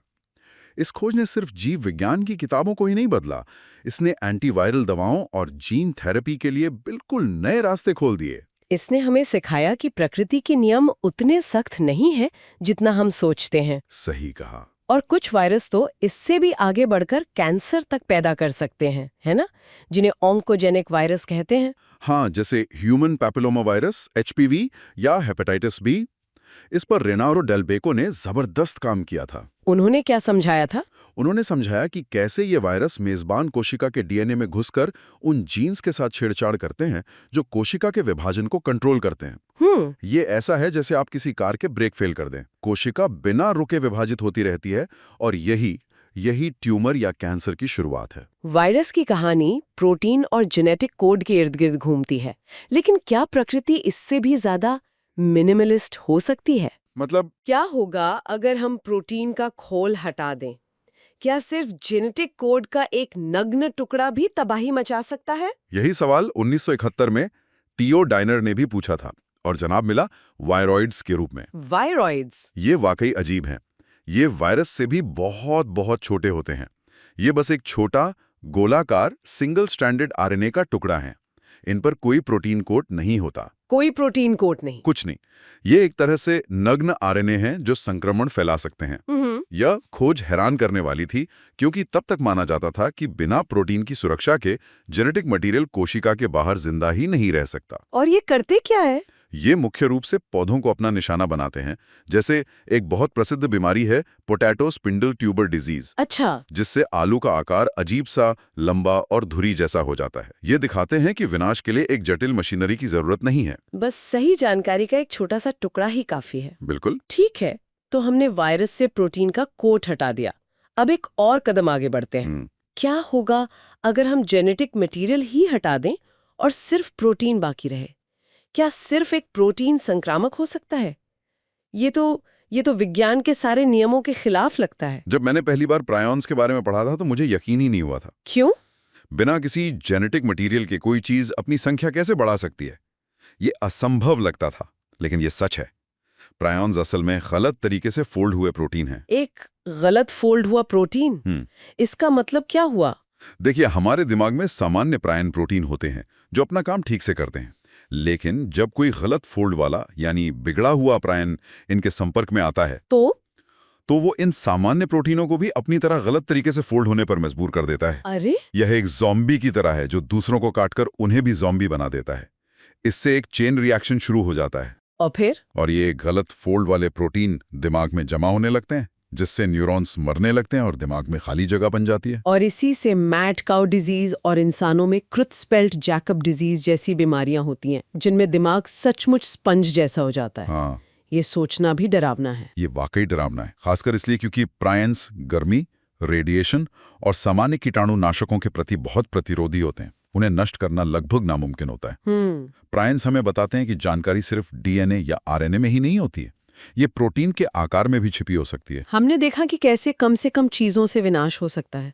एक नग्न आरएनए, एक बिगड़ा हुआ प्रोटीन अब कहानी को पूरी तरह पलट देते हैं। अच्छा। और देखते हैं कि कैसे दो बिल्कुल अलग जीव मिलकर कुछ ज्यादा, कुछ बेहतर बना सकते हैं। बात करते हैं लाइकेन की। लाइकेन, ये प्रकृति में सहयोग की एक शानदार मिसाल है। ये असल में कोई एक जीव नहीं है। नहीं, ये दो अलग अलग जीवों का एक सहजीवी संबंध है। एक फंगस जिसे माइकोबायोन्ट कहते हैं और एक शैवाल या साइनोबैक्टीरिया जिसे फाइकोबायोन्ट कहते हैं। तो ये एक तरह की पार्टनरशिप है। काम कैसे बटा होता है इन दोनों में? आप इसे ऐसे समझ सकती हैं कि फंगस एक आर्किटेक्ट और मकान मालिक है।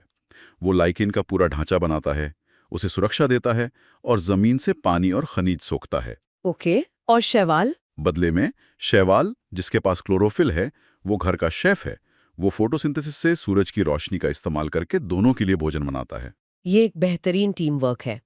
लेकिन हमारे नोट्स में एक शब्द है हेलोटिज्म, जो सुनने में किसी मास्टर स्लेव रिश्ते जैसा लगता है। क्या ये एक बराबरी की साझेदारी नहीं है? देखिए, ये एक बहुत पुरानी बहस है ना। कुछ वैज्ञानिक मानते हैं कि फंगस ज्यादा प्रभावशाली है और वो शैवाल को एक तरह से गुलाम बना के रखता है, उससे जबरदस्ती भोजन बनवाता है। अच्छा। लेकिन ज्यादातर अब ये मानते हैं कि ये एक बेहद सफल और आपसी फायदे का सौदा है। इस साझेदारी की वजह से लाइकन उन जगहों पे भी उग सकते हैं जहां कोई और पौधा नहीं उग सकता। जैसे कि? जैसे नंगी चट्टानें, रेगिस्तान या आर्कटिक टुंड्रा। और ये सिर्फ पेड़ों या चट्टानों पर लगे रंगीन धब्बे नहीं है, ये पर्यावरण के लिए बहुत महत्वपूर्ण है। हमारे स्रोतों में बताया गया है कि ये प्रदूषण के बेहतरीन बायो इंडिकेटर हैं। हाँ, और ये इतना सटीक है कि वैज्ञानिक किसी शहर के प्रदूषण के स्तर का नक्शा सिर्फ ये देखकर बना सकते हैं कि वहां किस किस तरह के लाइकन उग रहे हैं। अरे वाह! लाइकन हवा से सीधे पोषक तत्व सोखते हैं। इसलिए वे सल्फर डाइऑक्साइड जैसे प्रदूषकों के प्रति बहुत संवेदनशील होते हैं। जहां हवा साफ होती है वहां लाइकन खूब फलते फूलते हैं। जहां प्रदूषण ज्यादा होता है वे गायब हो जाते हैं। तो ये प्रकृति का अपना पोल्यूशन मॉनिटर है जो मुफ्त में काम करता है। और एक और मजेदार तथ्य, जो लिटमस पेपर हम सबने स्कूल की केमिस्ट्री लैब में इस्तेमाल किया है एसिड बेस टेस्ट के लिए। हाँ, वो भी रोसेला और लैसिलिया जैसे लाइकन से ही बनता है। बिल्कुल।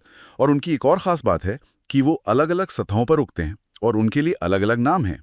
जैसे लकड़ी पर उगने वाले लिग्निकोलस कहलाते हैं और चट्टानों पर उगने वाले सैक्सिकोलस। हाँ, इनके शरीर की निचली सतह पर साइफिल्ला नाम के छोटे छोटे छिद्र भी होते हैं जो गैसों के आदान प्रदान में, मतलब एक तरह से सांस लेने में मदद करते हैं। तो हमने वायरस की हाईटेक हाईजैकिंग से लेकर वायरॉइड्स की मिनिमलिस्ट तबाही, प्रायॉन्स के ज़ॉम्बी प्रोटीन और लाइकेंस की शानदार साझेदारी तक का सफर तय किया। इन सभी को एक साथ देखने पर इनका क्या मतलब निकलता है? ये सभी जीव या कण, चाहे हम इन्हें जो भी कहें, जीवन की हमारी पारंपरिक परिभाषा को चुनौती देते हैं।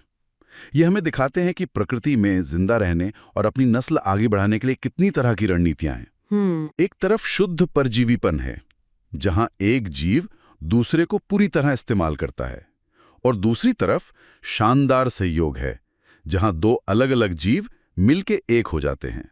ये दिखाता है कि सादगी और जटिलता दोनों ही शक्तिशाली हो सकते हैं। बिल्कुल। और यहाँ एक दिलचस्प सवाल उठता है, जिस पर हमारे स्रोत भी इशारा करते हैं। क्या सवाल? वायरस की उत्पत्ति का एक सिद्धांत ये है कि वो मेजबान कोशिका के ही जेनेटिक मटेरियल के भागे हुए टुकड़े हैं, जैसे प्लाज्मिड। अच्छा। अगर ये सच है, तो फिर स्वयं और बाहरी के बीच की रेखा कहाँ है? क्या वायरस बाहर से आए हमलावर हैं, या हमारे अपने ही सिस्टम के भीतर से निकले विद्रोही? इस पर विचार करना फैसिनेटिंग है।